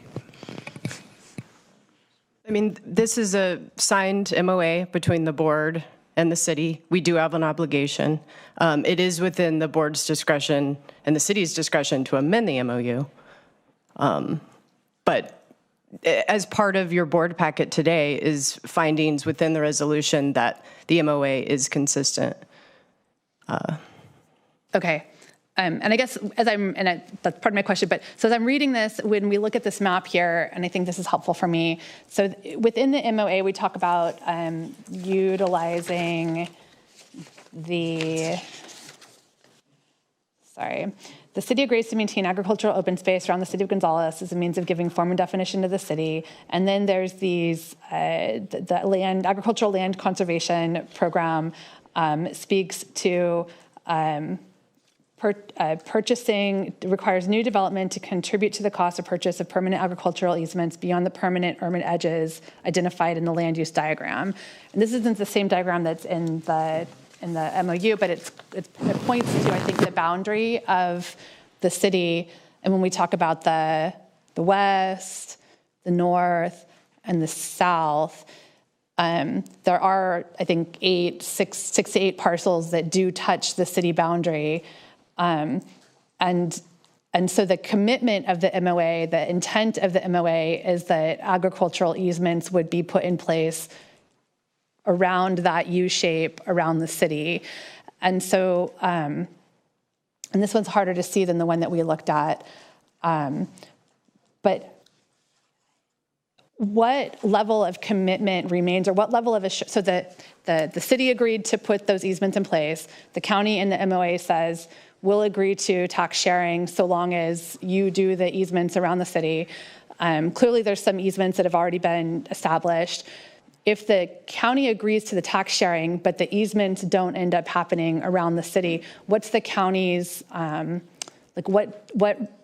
role does the county have to ensure that those easements do happen? Because I hear there's a commitment to have those easements occur, but what are the additional ways in which the county can influence that to actually happen beyond just we trust? Yeah, so I mean, I think the county, so first there are two things really, almost a belt and suspenders approach. The belt is the the city has an adopted urban growth boundary and sphere of influence and memorandum of agreement where they agree not to grow north, south, or west. They're growing east towards to the right of the screen, the gray area. And so any proposal the city would make for annexations or urban growth boundary adjustments to LAFCO, we would find inconsistent with the MOA unless that MOA is amended.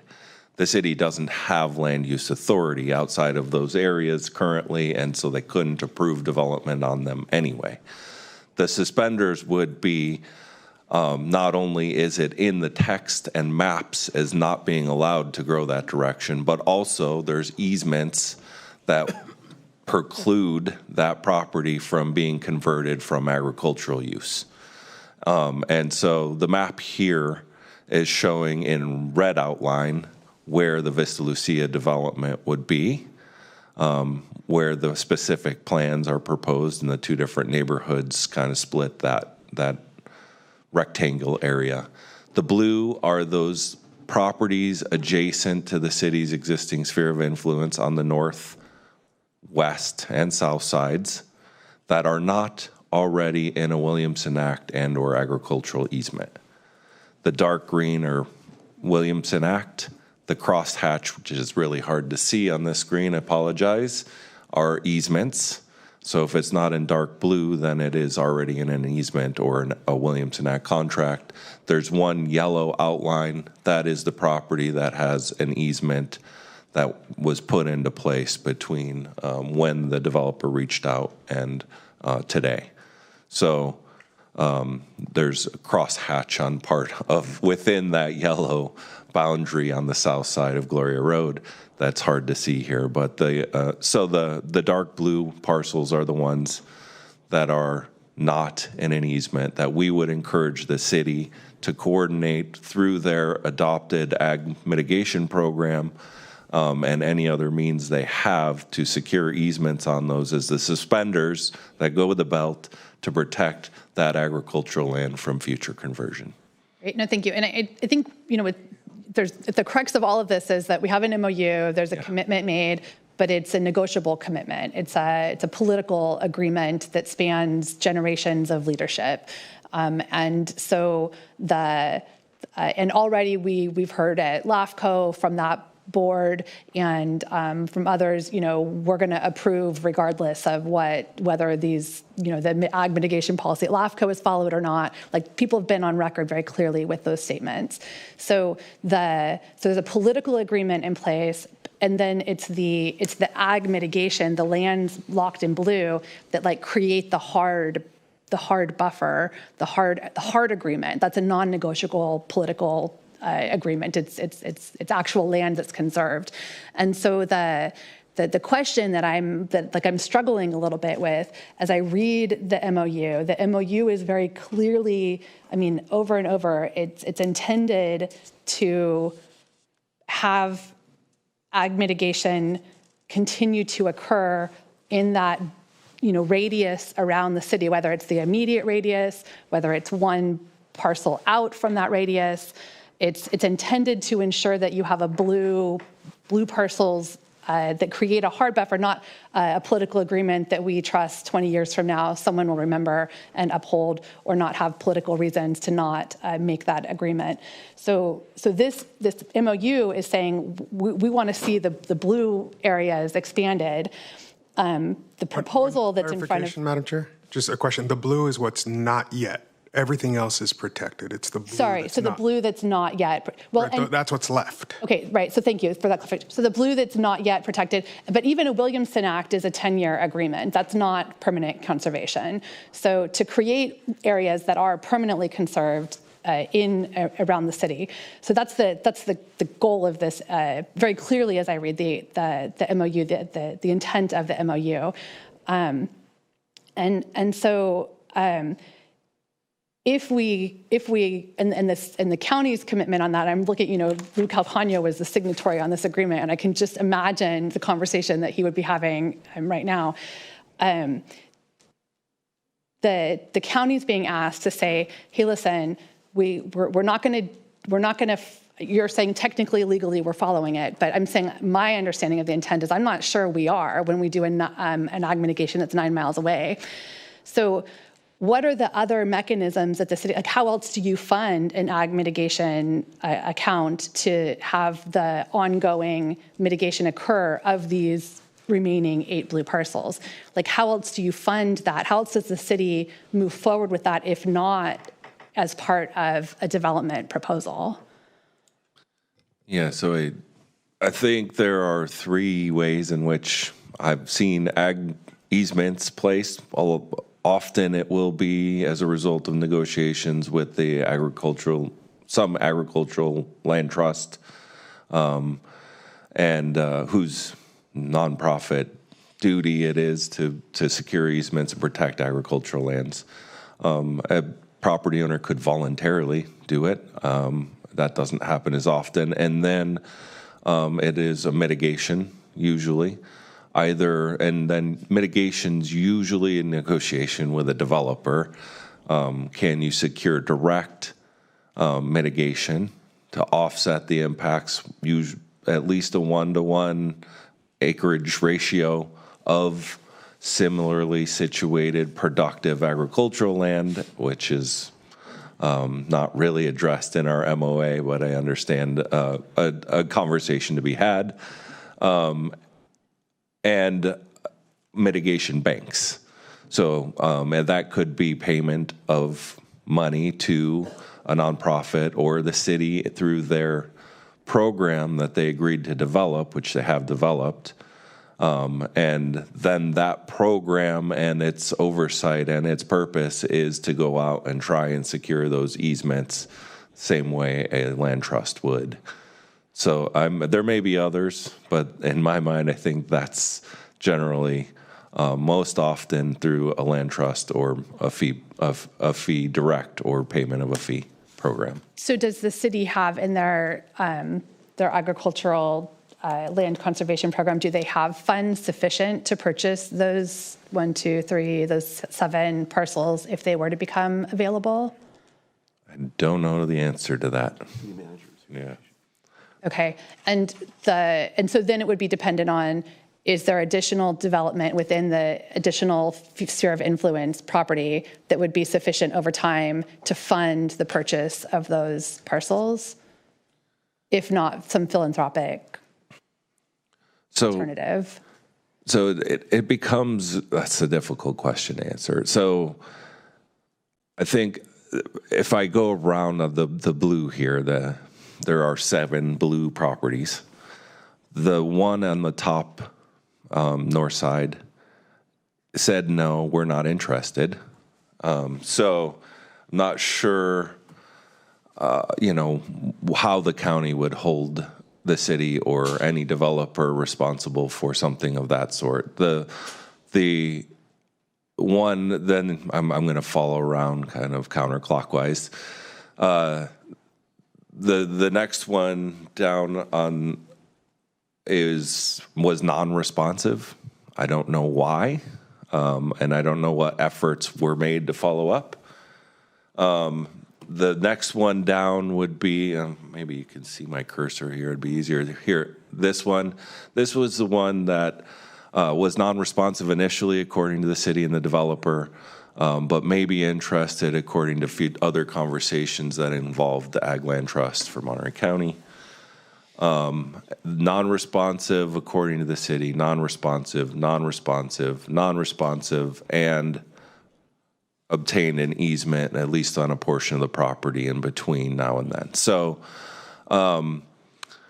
the area, to get back to your question, the area left, it's this dotted line. So this is in red where the Vista Lucia annexation would occur. There, within the sphere of influence and urban growth boundary, you'd follow this blue line that kind of makes a jog here and back up over to Gloria Road. So I would say it's about half, just eyeballing it, maybe a little less than half. And what the developer is proposing with this half in the red is a direct mitigation through an agreement with a property owner for a property outside of Soledad, about 9 miles south of this site. Whether or not future developers and what time that may occur pay a fee that or can secure direct easements on those other ones, it would be hard to say. Okay, so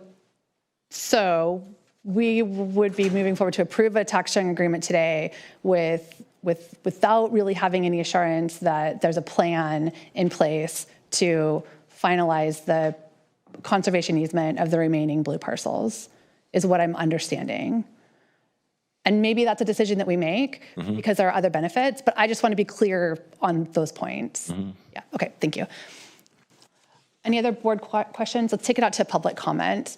And just want to thank everyone for joining us this morning. We have allowed 2 minutes for public comment.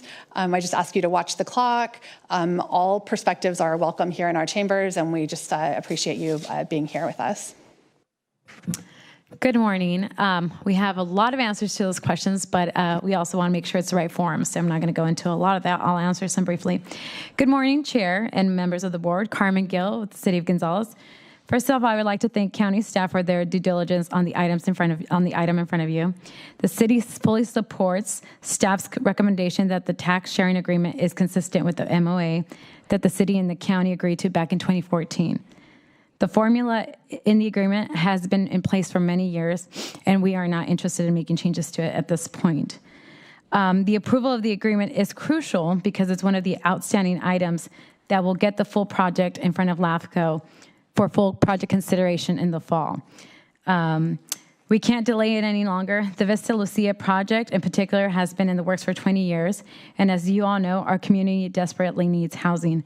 Your approval today will help us get closer to bringing housing to the community. So I'd like to ask you guys to join us in making that happen. People have been waiting for far too long. And just to clarify the question about the August 24th, we do, again, as mentioned multiple times, there are two outstanding items. One is this, the tax sharing agreement, and the other is the ag mitigation. With your approval and consideration today, hoping that you approve, we would then go to the August 24th to appeal potentially on the ag mitigation. And then we would be able to go to full hearings after that, depending on what the LAFCO board does at the 24th meeting, excuse me. So again, it's critical to get your support in order to even move the application forward.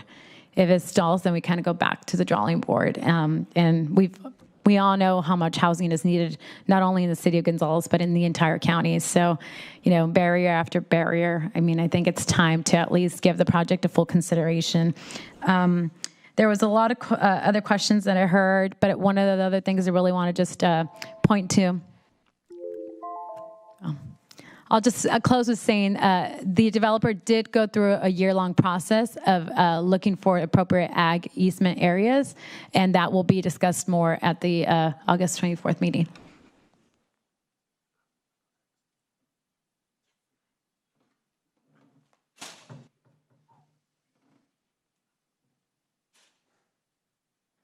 Made it.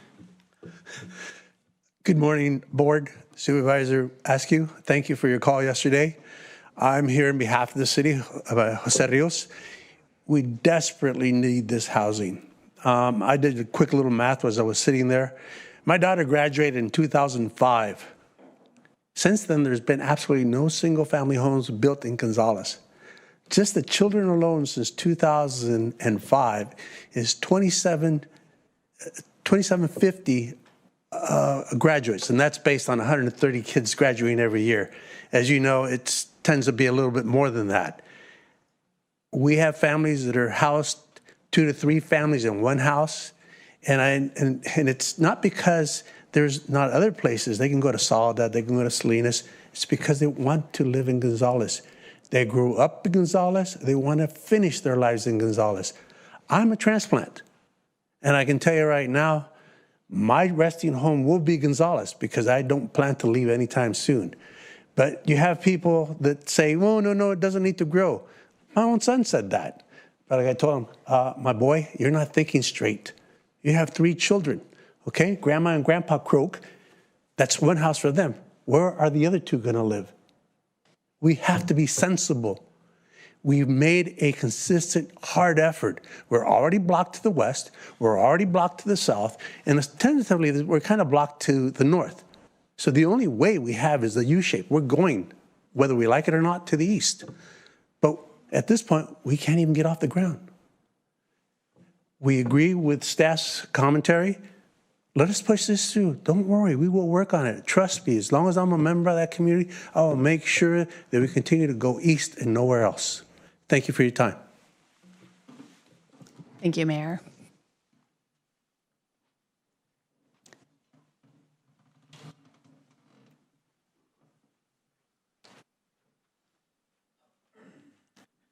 All right, hello all. My name is Orlando Perez, and I am an incoming junior attending Gonzales High School in Gonzales, California.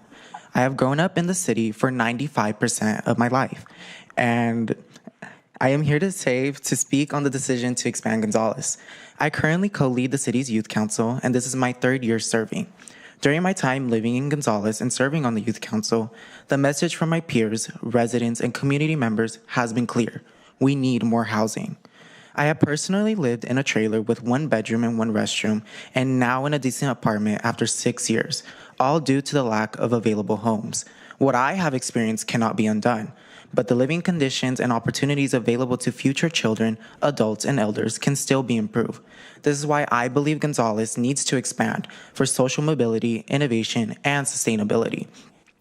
Past youth councils have completed and conducted research on tenant rights within our city, emphasizing the importance of knowing the laws and rights of renters. One of the questions asked in the survey was regarding new housing and their interests, with a majority of the responses indicating that they would like to purchase one day a home. This represents only a portion of our community, and I am confident that expanding Gonzales will prove beneficial to our residents and future generations. After reading the blueprint and planning phase booklet that our community development director provided, I am optimistic that this project can further enhance the small town community feel that Gonzales already holds, while also creating greater opportunities for our community. For these reasons, I ask that you approve for the implementation of the Vista Lucia housing project. Thank you for your time and consideration. Thank you. Any other public comment in chambers? All right, and if we could have anyone else, please approach the front and have a seat so we can make sure we don't miss anyone. Thank you.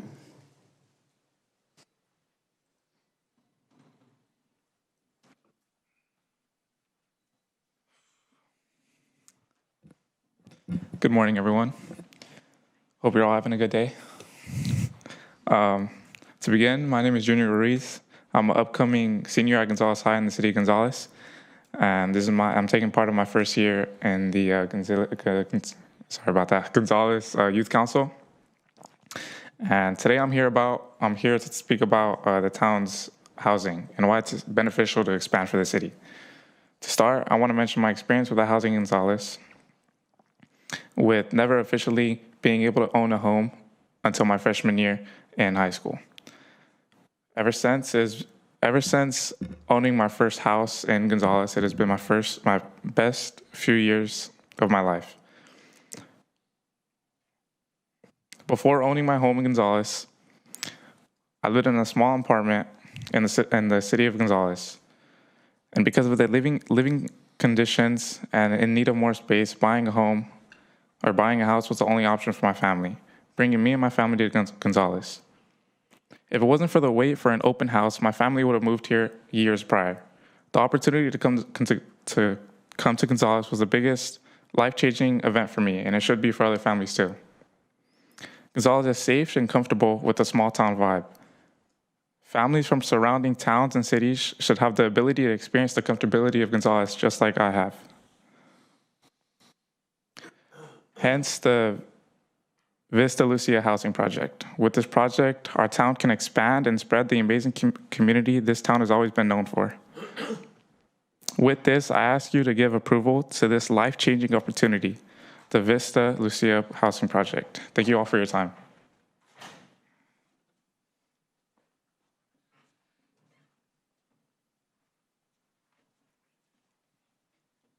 Good morning, Council. My name is Liz Angel, and I'm an upcoming junior at Gonzales High School with the Gonzales Youth Council. Growing up in Gonzales, my family has experienced housing insecurity for the entire of my life here in Gonzales. We have lived in different spaces, including spare bedrooms, garages, and even living rooms. The reason for this is that my parents never really had the opportunity to buy a house here in Gonzales. Housing in Gonzales has been very expensive, and for the price of a one-bedroom, one-bathroom house can reach to at least $500,000. For many families, that is not affordable. Because of my own experiences, I understand how important having a safe and stable place to live is, and housing is more than just having a roof over your head. It gives security, stability, and a place where people can call home. That is why I believe the Vista Lucia housing project could make a big difference for Gonzales. It could provide more affordable housing opportunities for families who are struggling to find a place in the community. And I hope you guys move forward with the Vista Lucia because it can help families like mine have a better chance at finding stable housing within Gonzales.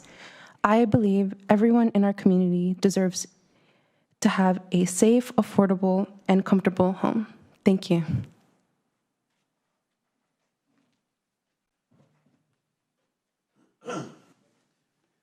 Good afternoon, Juan Gomez. I'm the Director of Programs for the Community at Center Advocacy.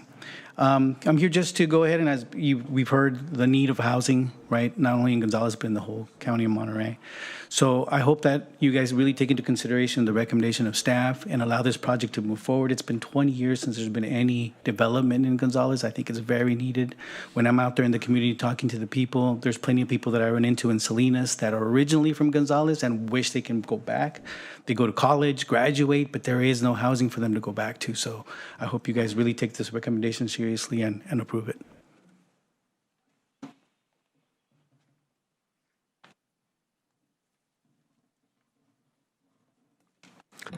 Buenas tardes a todos. Mi nombre es Jesús Estrada.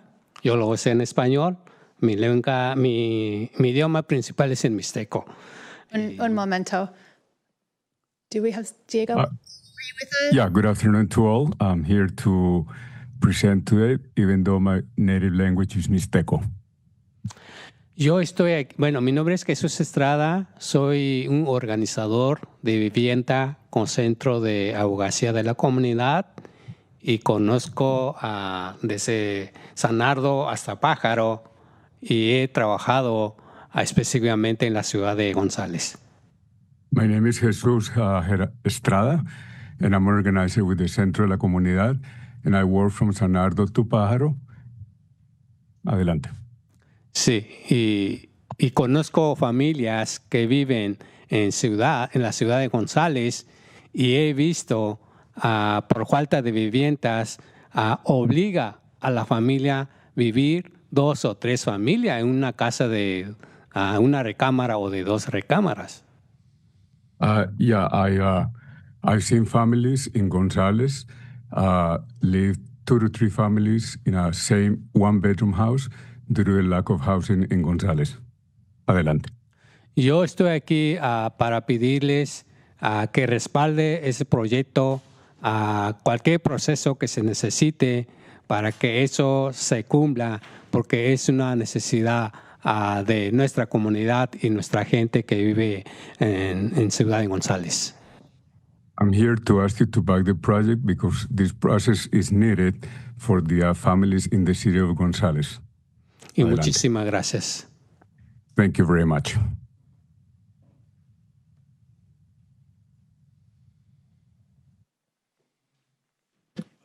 Buenas tardes, miembros de la mesa, Chair. My name is Sabino Lopez. Long time working with the Center for Community Advocacy for more than 35 years in Monterey County. Our main mission has been to promote affordable housing in Monterey County in Pájaro Valley for too many years. And we've been advocating for these opportunities. We've been working in Gonzales and every city basically during those times, and everybody knows the needs that we need a lot of housing, especially affordable housing for farm workers, because the farm workers really are struggling to live in this area because the rent is very expensive. There are not opportunities to rent or to buy. So we are here to ask you to support this addition this to approve this project, so that way we're going to have more opportunities for the whole our community. So thank you.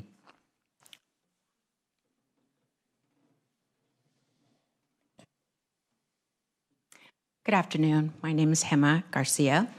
I live resident in Gonzales. I've just recently retired, and I'm able to live in Gonzales because it's a generational inheritance home. And my father just passed away, so I get to live in my home again. I tell my sister we're right back where we started. And we are currently looking for a one-level home for her. She just had surgery on her knee. She cannot live in a two-story home. So that is the challenge. And so we'll see going forth to see if this project finalizes that we might be able to find a home for her. The home that I live in now, that I inherited, I was able to build an ADU in the back. In those days, the property was large enough to have a home in the front and then a large area in the back. My father had it just as a garden, but I figured, well, let's just build an ADU. He was more than happy. And I was able to do that with the plans that the city provided. So I was able to rent it, and there was no problem renting. And it's affordable. And so I hope that the board agrees going forth with this project. Thank you.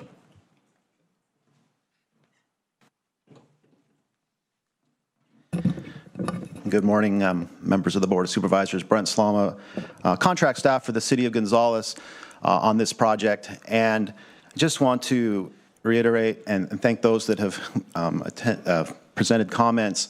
And every time we have one of these mileposts or checkpoints, the need for housing is evident in this community, the community of Gonzales, when we have not built any single-family housing or any housing, really, for 20 years. This is another checkpoint. As they learn, there's a lot of processes that go, and this is a tax transfer agreement, which is a really boring transfer of numbers. So the state law, as was mentioned by the supervisors, require that we do this before we can go to LAFCO meeting, and I think there's no question that the staff of both the county and the city are in full agreement that the numbers are what they say they are, and this is just another step along the path. To the other issue about ag mitigation, I've been in front of you, LAFCO, I've been involved in this process for a long, long time. And I just want to reiterate, the City of Gonzales has done everything in its power possible to ensure that it will meet the terms of the agricultural mitigation. We wrote our ordinance for agricultural mitigation that would require the developer pay the fees so that these lands can be secured. Those blue properties require a willing seller. The developer can't just go take property that they don't control. And so we've talked about this. We have an ordinance in place. LAFCO has had different policies in place, and that's the venue to talk about those types of things. But as far as the city's commitment to ag mitigation, there's going to be permanent buffers on the north end of the property. We are not going to go anywhere but east. And when all these tax transfer agreements or all these MOAs were decided, the whole point of being consistent was to make sure that we didn't go in a direction we wouldn't go. And the city is fully committed through buffers, through our own ordinance that we've adopted, and through working with LAFCO to make sure that ag mitigation is handled and that the city grows east. Thank you.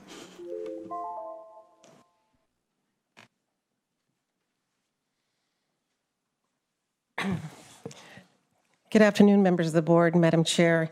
Maria Orozco, council member for the City of Gonzales and former mayor for the City of Gonzales. I want to speak to the memorandum of agreement that was made reference. This agreement was signed in 2014. As mayor at the time, I was the mayor at the time, and Supervisor Calcagno was the chair of the board at the time. At the time this agreement was signed, it had come before the council, and the staff had been working with, the city staff had been working with county staff in numerous meetings, and this item would come before us as an update for to the council from then City Manager Renee Mendez. My granddaughter was 4 years old.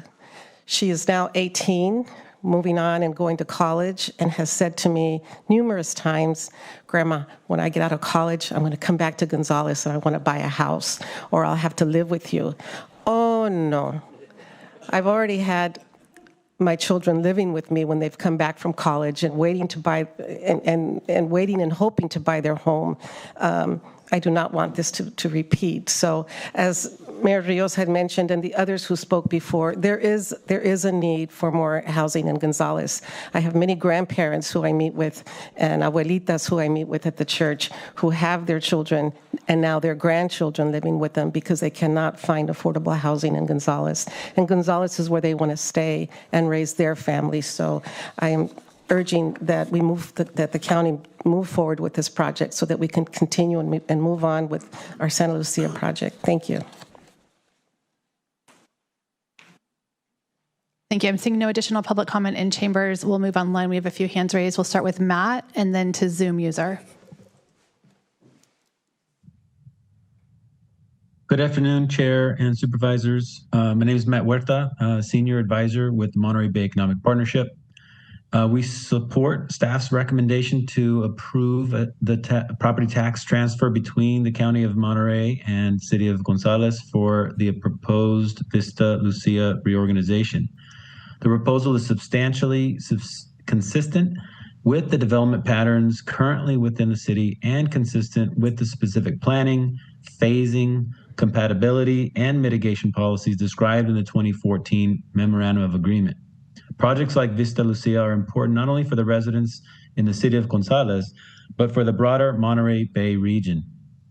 With the potential to deliver up to 3,498 homes and 96,000 square feet of local serving commercial uses over the next few decades, this project represents the kind of long-term opportunity our region needs to support workforce stability, economic growth, and community sustainability.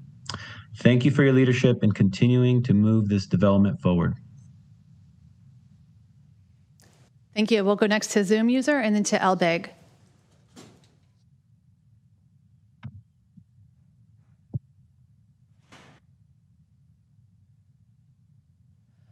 Zoom user. Okay, we'll move on to Elbig and then to Christy Markey. Good afternoon, Jose Guerra, Monterey community. I think it's a great idea. I'm just kind of curious why it's taking not just Gonzales, Salinas, and very other cities so long to build housing. Why are we letting this take so long? There's a lot of people here that don't come back after college for that reason.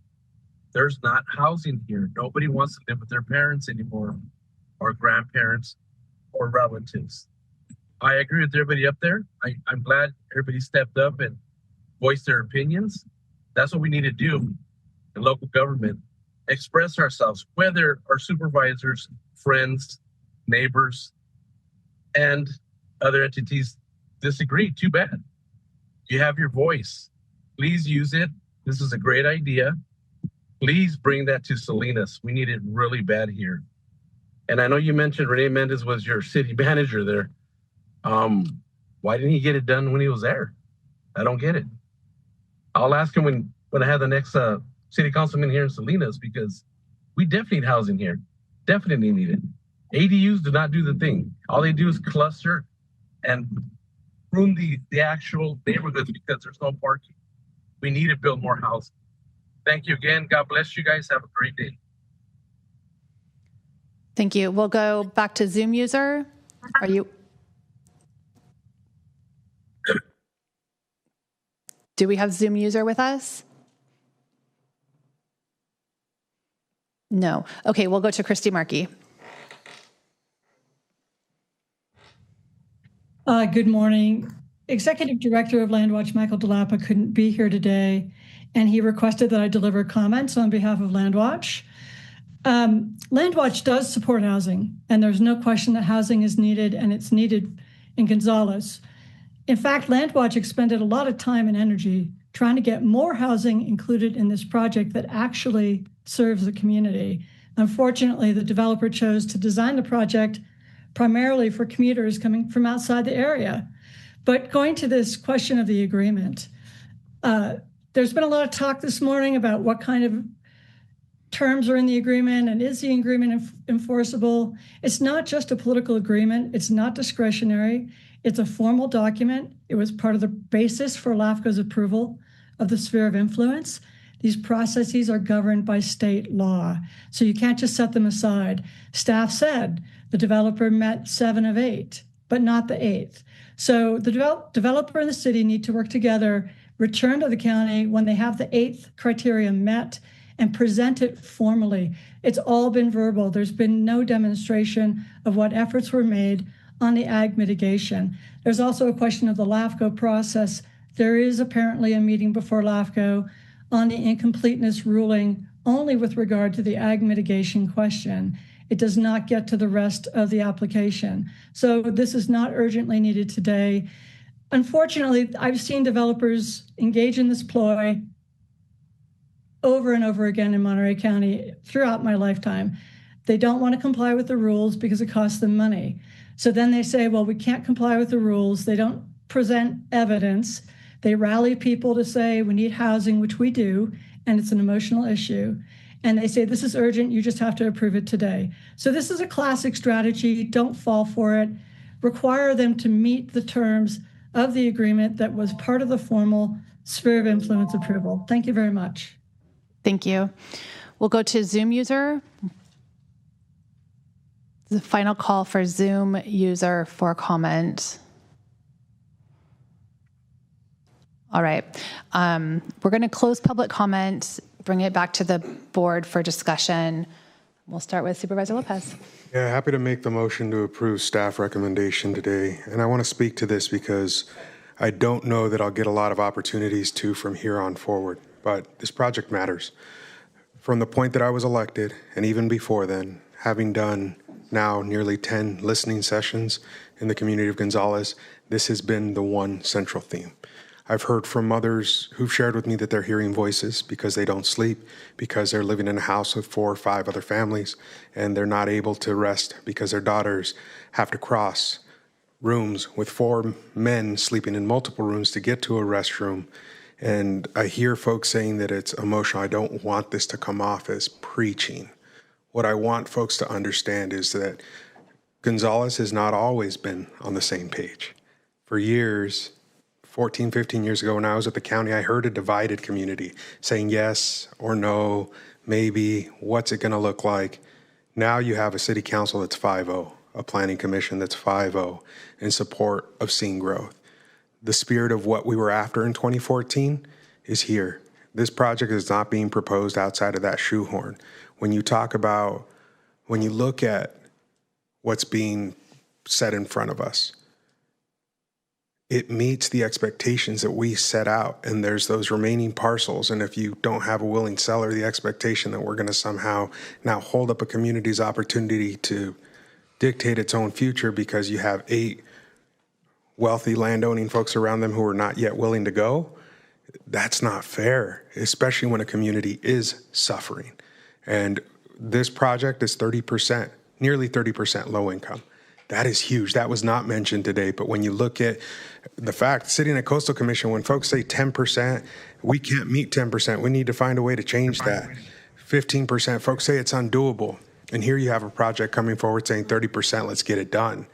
And when you say, oh, it's not going to serve these residents, no, this is. And those numbers show that. I just have to rebuff that because I've been preached at so many times about this project from people who don't live in this valley. People who've come to tell me what my community wants. I've got a united community with 5 council members, 5 planning commissioners saying this is what we want for ourselves. So when folks come over the hill to tell me from their 4 or 5 acre parcel that, smaller, denser, smaller boxes, it's what your people want, it's what they're used to. No, this is what we want. We want to control our destiny while living within the expectations of the MOA. It's been completed. It's done in that sense. To this, what has changed since 2014? LAFCO, with many members on this body, have created a process that this project will have to meet. That mitigation process did not exist through LAFCO formally before 2014 in this agreement. That is a material change. So will this have to meet a litmus test, a real test, a standard at LAFCO? It will. And you guys will get that opportunity to sit there and fight it out. As we know, I don't have a seat there. I won't have that chance. And that's why I'm taking this opportunity to say, I believe this meets it. But that is up to the LAFCO body to make that call, to make that decision based on the facts. Now, that question of is 10 miles away too close, when you look at and actually sit at these parcels and run your hands through this soil, it's DG. This is not prime farmland. This is not the best farmland that Monterey County has to offer. It is granite, and it is decomposed granite, and it does not hold water well. That's the reality of these particular grounds. It's important because some of the proposed offset is land that's a lot higher quality, and those are decisions, again, that the LAFCO board will have to make. But should we hold it up on a technicality here and say, well, you're not even going to get that hearing until we can figure out if we're comfortable or not? This isn't that time. This is a community calling for this change. This project has been 20 years in the making, 2 decades to get to this point. So when we look around the state, and I pulled up the Cal Matters put out an article today, and it talks about who is meeting their, not just RENA figures, but at the different levels. I pulled up Gonzalez's data. It's 0% on low, 0% on mod, and the only one's 12% at market rate because a few people have built homes within that jurisdiction. That is it. We need to do better for the people that we serve, and when a community is united saying we're prepared and we're ready, I think it's time. The only folks I've had pushback from community had said, not till you fix Associates Lane. And I explained to them, this will do that. Okay, then let's go, get it done. Those are the only pushback moments that I've had on this project from within community. It has to do with rural roads. And this project will help fund those too, if approved. Again, happy to push this forward so that we can finally make a decision that can improve the outcomes for a community who's been calling for this for a long time. We sit in a moment where the costs of housing across California, but especially here on the Central Coast, weigh on us so heavily. And we're never going to write policy that gets us out of that. We have to build, and here's a community saying we're ready. They have the resources, the land, the water, and the know-how and the will. It's time to go. Thank you, Madam Chair. Comments from Supervisor Daniels? Yeah, Supervisor Lopez, I'm just wondering if you might consider one thing, and it would help me to support the motion that you made. I want to be able to approve the property tax transfer, but the questions that I have, not just regarding the integrity of this memorandum of understanding, but future memorandums of understanding, there's one whereas in the referral, in the resolution. And the resolution is the only thing that has legs that's going to live beyond this meeting. And so what I'm curious about is in the whereas on page, I believe it's the second page, and it talks about the Agricultural Land Conservation Program, and it refers to the February 17th, 2026 proposal, and it says specifically that the effort is consistent with the intent of the agricultural mitigation commitments in the MOA Section 6. And I would just like to ask staff if there's any modification, slight modification, where we could take out any implication of tacit consistent, like that this suffices, so that conversation can be had separate from this resolution. I don't know if it is another whereas that says nothing in this resolution shall be construed as the county's endorsement or approval of any specific agricultural mitigation, or even just taking that line out at the very end that says this effort is consistent with the intent. I'm not sure what might be possible, but I'm just looking for something to separate the resolution that is about the tax sharing agreement and formalizing any consistency, because I would like to have that conversation and really hear about the challenges that the community has had with the specific properties that are on the east. I'd love to hear more about the condition of that land. I just want us to have that conversation. And so it's a request to Supervisor Lopez with support from the community that has spoken so eloquently. Thank you for coming out today. It's so important for us to hear from all of you. And so I want to be able to support the tax sharing. I want this to be able to move forward. I don't want to hold it up, but I'm just looking for some slight modification that isn't saying this is consistent with the MOU's intent. So we can just have the ag question be separate. I could support it with that change as well. And I'm looking for a way to support this. I'll just make that clear. Supervisor Alejo, comments? Yes, thank you very much. And thank you for your comments, Supervisor Daniels. First of all, I want to really thank the city of Gonzales and this project for moving forward to this point. I want to thank the mayor, for sure, and the city manager and the youth city council. It's rare that we get young people coming to speak on behalf of their hometown, their community. So much respect to you.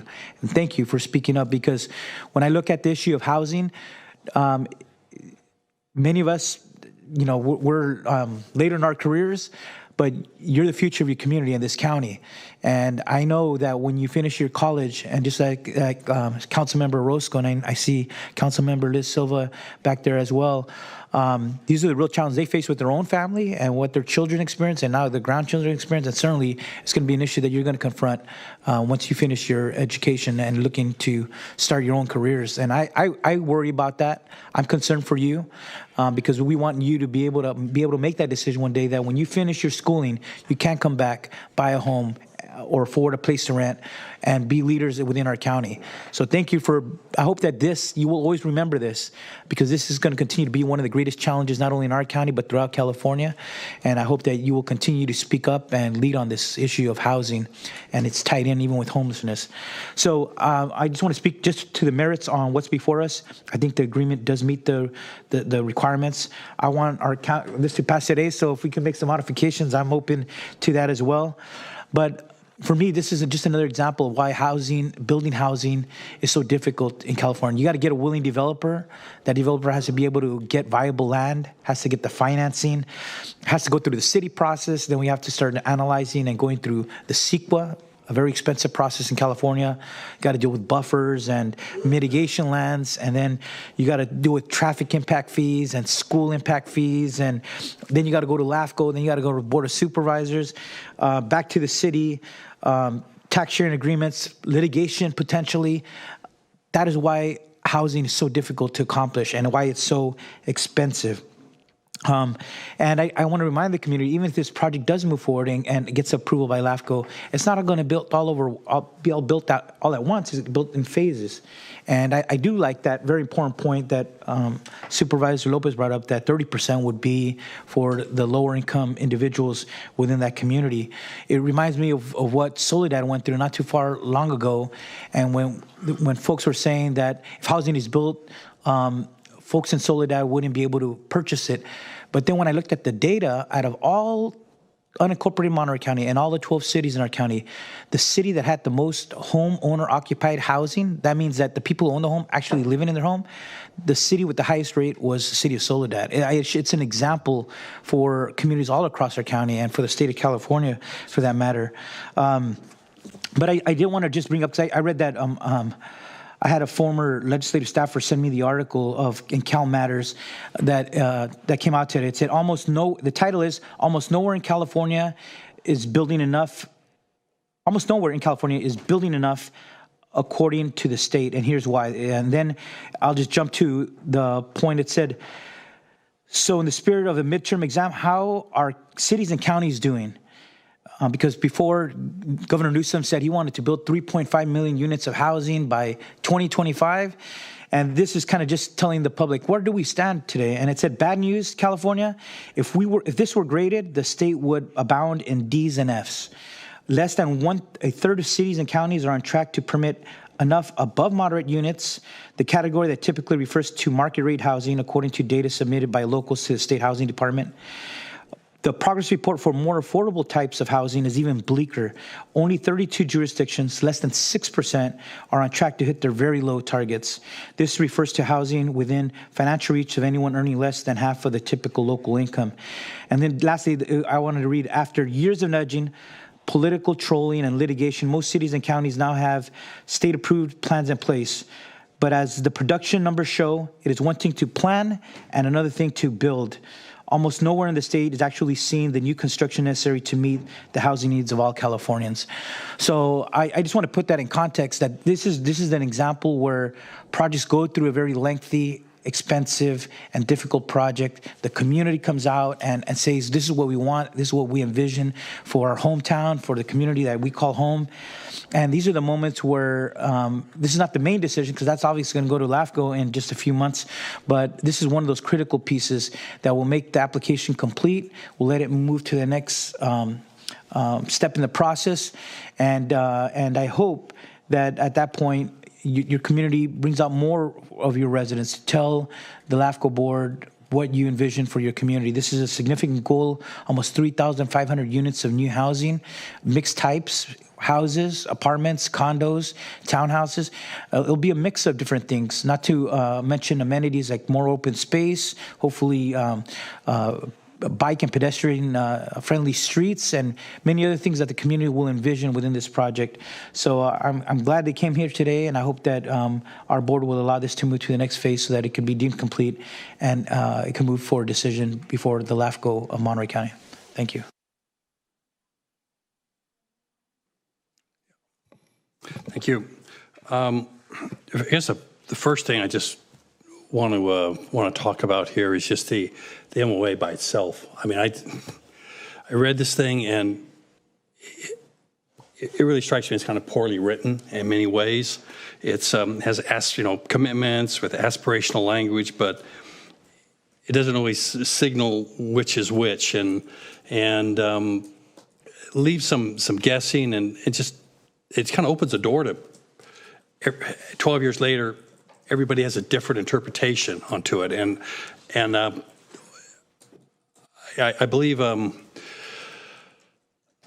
we have other MOAs in the county. There's others that are being considered, and it just seems to me that this is something and I'm going to like to hopefully we can work into to a motion here or an amendment to this, but I'll get into that kind of a little bit later. But it really needs to be looked at so we have something a little crisper, something a little clearer, something that'll last and be interpreted the same way a few years later. So I mean, to me, that's particularly frustrating. I think onto this is, and I think that's part of what goes on and makes this process long, because we're not laying down quite what we really need to do when this is put together. And I just don't think this was really written really clear on a whole lot of things. And these are steps I think really need to be addressed in the future. As I look at this whole thing and the picture, I know there's been some concerns expressed about that. Will these boundaries be held together? But I mean, I do think so. I mean, I know we don't have all properties that are been channeled away, so they won't be developed for growth in the future. But as been already raised, you can't make a property owner agree to something. And there are boundaries down on here that's been set forth by LAFCO and agreements, and those are legal constraints. I mean, that's real clear. How the project is going forth at this point, I disagree a little bit with Supervisor Lopez on the housing size. I've been a long-time advocate of smaller housing. I live in a 1,200 square foot home. It's 4-bedroom, 2 baths, built in '59. A lot of homes now are 2,400 with 4 bedrooms and 2 baths. I mean, I think there are ways to try to do that and try to make it affordable by design, and I'm comfortable with it. It's actually, as my childhood home, this is one of the commenters had made mention that she was back onto there. So I mean, it's important to fill in as that missing middle and those starter homes that I think are needed. And I don't know enough details on all this plan, but a little bit I've looked at, I feel it's a little weak onto there, but this is kind of what we have, because part of what I look at here is this is an agreement that was put in 2014, and the developer, the city, the county have kind of operated off of that for the last 12 years. And to go through at this point and try to renegotiate it, I don't think is really the best way to go. I think what we're really, as I say, I'm not really comfortable with the build out. I would like to see more ag mitigation land being done onto here, but parties that are engaged in this are entitled to what was agreed on in the past, not what is going to be necessarily negotiated out today. So I am going to be supportive of this, but I want to see us go ahead and have come back here and work this into the motion somehow, is have an agendized item where we come back, maybe we can discuss our current MOAs and MOUs, our ones that are being proposed, and find a way to work in on what is really basically county land here, county jurisdiction, of when we're making agreements that we're working with our own, the needs of our own housing element is sort of a basis onto that, because this is what we're trying to do, is we're trying to make affordable housing. So, I mean, I'd like a deeper discussion done at a later part of that, and I don't know if Supervisor Lopez be open to adding that to your amendment. For discussion on other MOAs? Yeah. Yeah, I'm fine with that. Okay. So that's where my comments are. Great, thank you. I'm just going to check in with staff to see if there's any, in response to Supervisor Daniels' request on amendments to the resolution. And I'll briefly comment. I just want to thank everyone from Gonzales who has committed careers to moving this project forward. I think there's nobody arguing about the need for additional housing, not in Monterey County, not across California, not across this country. We know that need is real. As someone who grew up with housing instability, I can tell you, I hear what you're telling us. I experienced it, and to have housing stability now as an adult is life changing for me and for my child. 30% affordability is commendable. That's incredible. Let's get it done. And I just a couple pieces of this. What we're being asked to approve here isn't just a tax sharing agreement. If it was just a tax sharing agreement, that would be a simple answer. What we're being asked to look at is this MOA that is a separate issue, but it's all connected. And so my questions regarding, what is the county's responsibility for enforcing this, and where is our flexibility? How can we both move forward? How can we honor the responsibility and obligation that we have as a board while also supporting a community to move forward with housing that's necessary and needed? And the last comment I just want to make is a representative of the city of Marina, where we are aggressively building housing, where we're building affordable housing, where we're building market rate housing. I just want to make sure that we're all being really honest with our community and with our neighbors and with our children about what market rate housing is and who can afford that housing.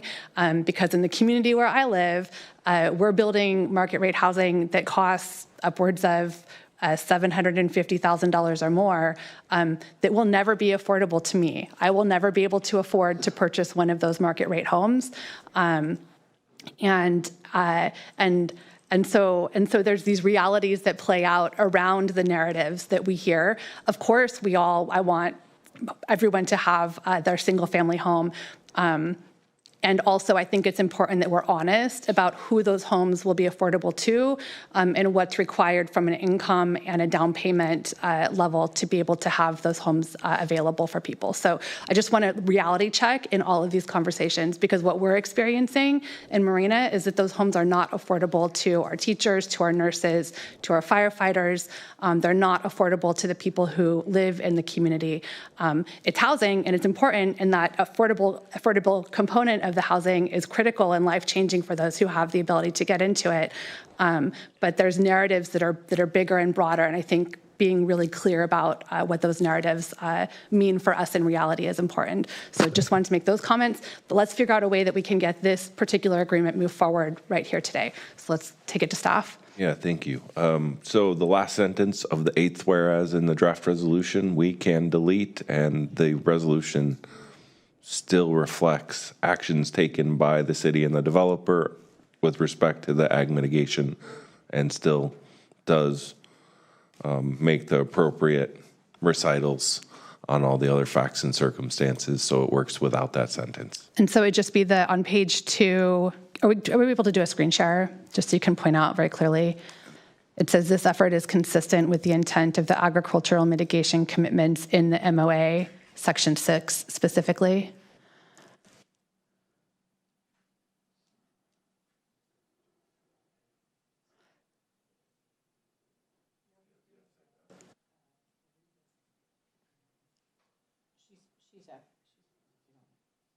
Oh, if you turn it on, I think maybe they can.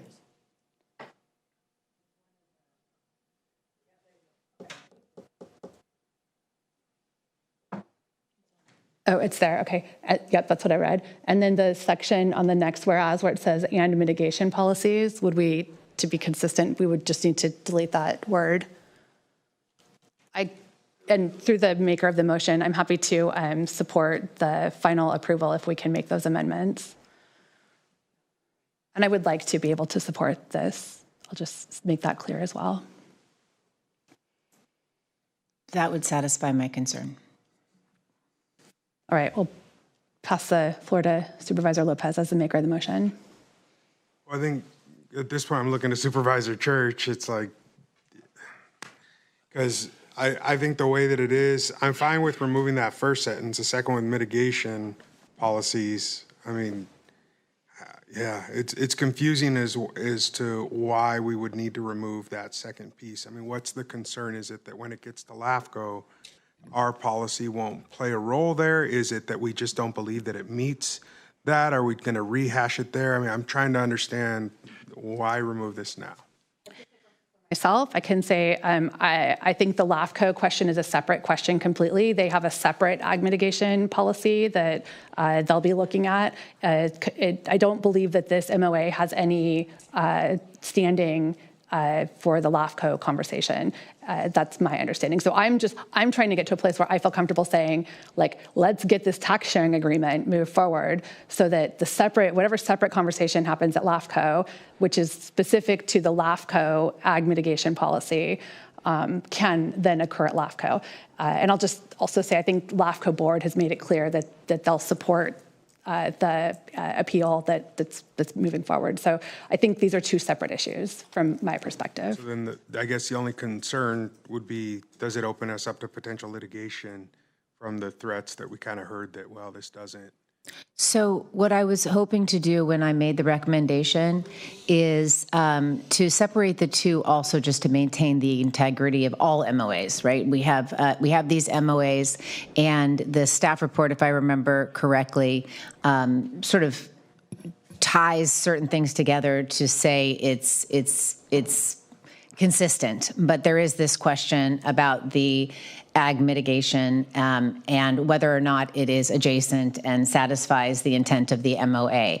And so all I'm asking is that we be able to move forward the tax sharing agreement today and leave that question separate so as not to imply, and I think that would be the sort of legal vulnerabilities that we might have if we're implying sort of the tacit approval of what was presented in February on the 17th.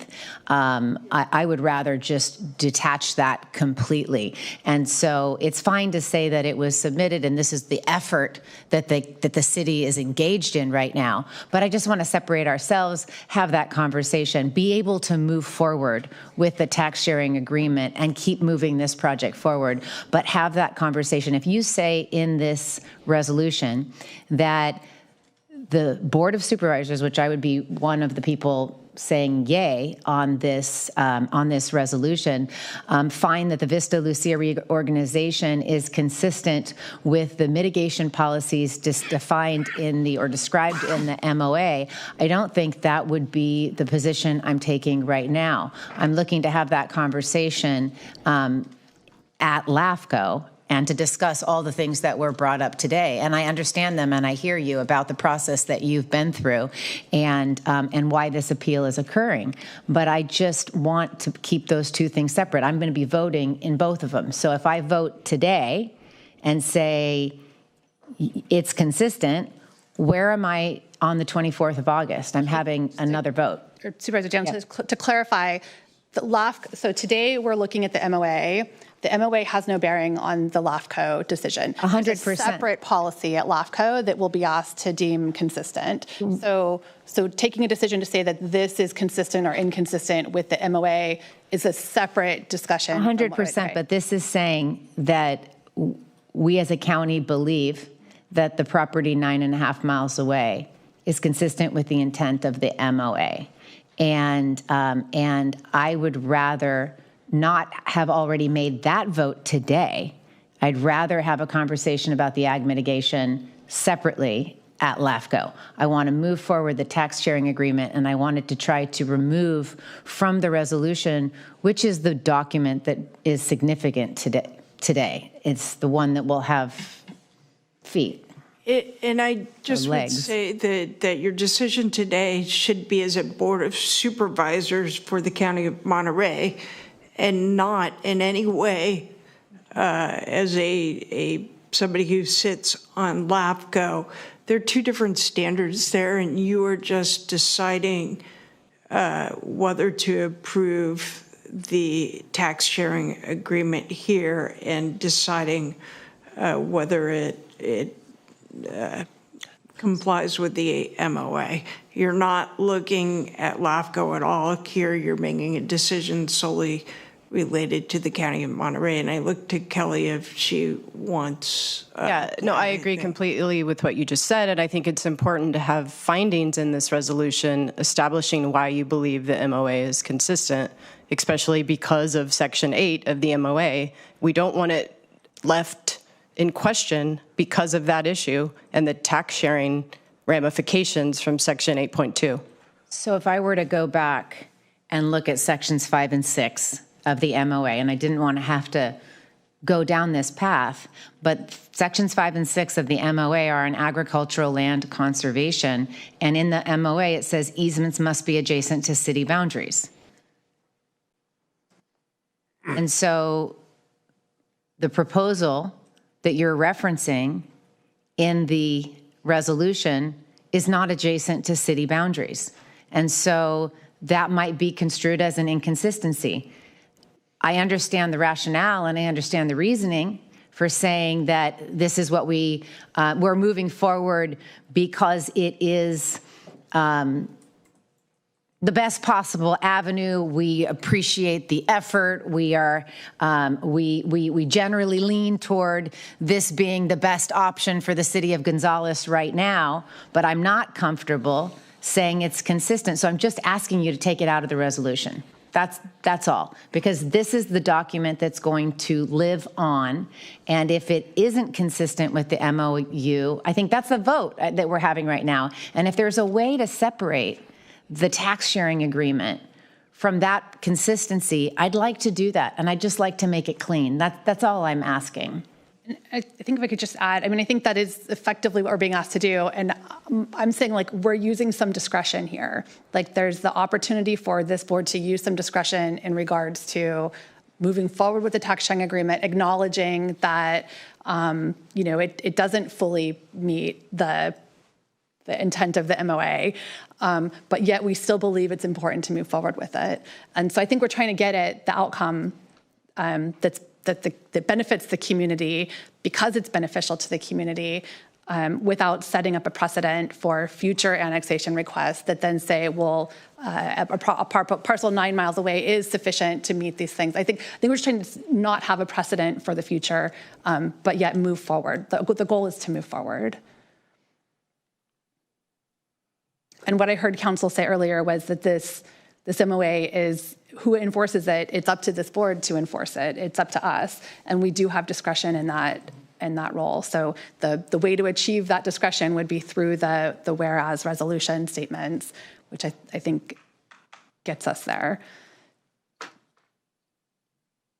So if we're striking that last sentence and the word mitigation, I can support that. Is that it? All right, we have a motion on the floor. Does everyone understand the motion? I'm looking at the seconder to make sure it holds. Second, does that hold? All right, we'll say all in favor? Aye. Aye. Anyone opposed? I want to make sure we also We already include. embedded your review of the I want to make sure that MOA, was covered in there too. agreement from the Okay. second, so yeah. Great, so that's included. All right, fantastic. Thank you all. It is 1 o'clock. We still have closed session, but we do need to take a minute can we push our closed session till next week to finish that? I just want to give everyone a break since we've got a long meeting ahead. Okay. We'll recess to closed session. We'll be back here at 1:30.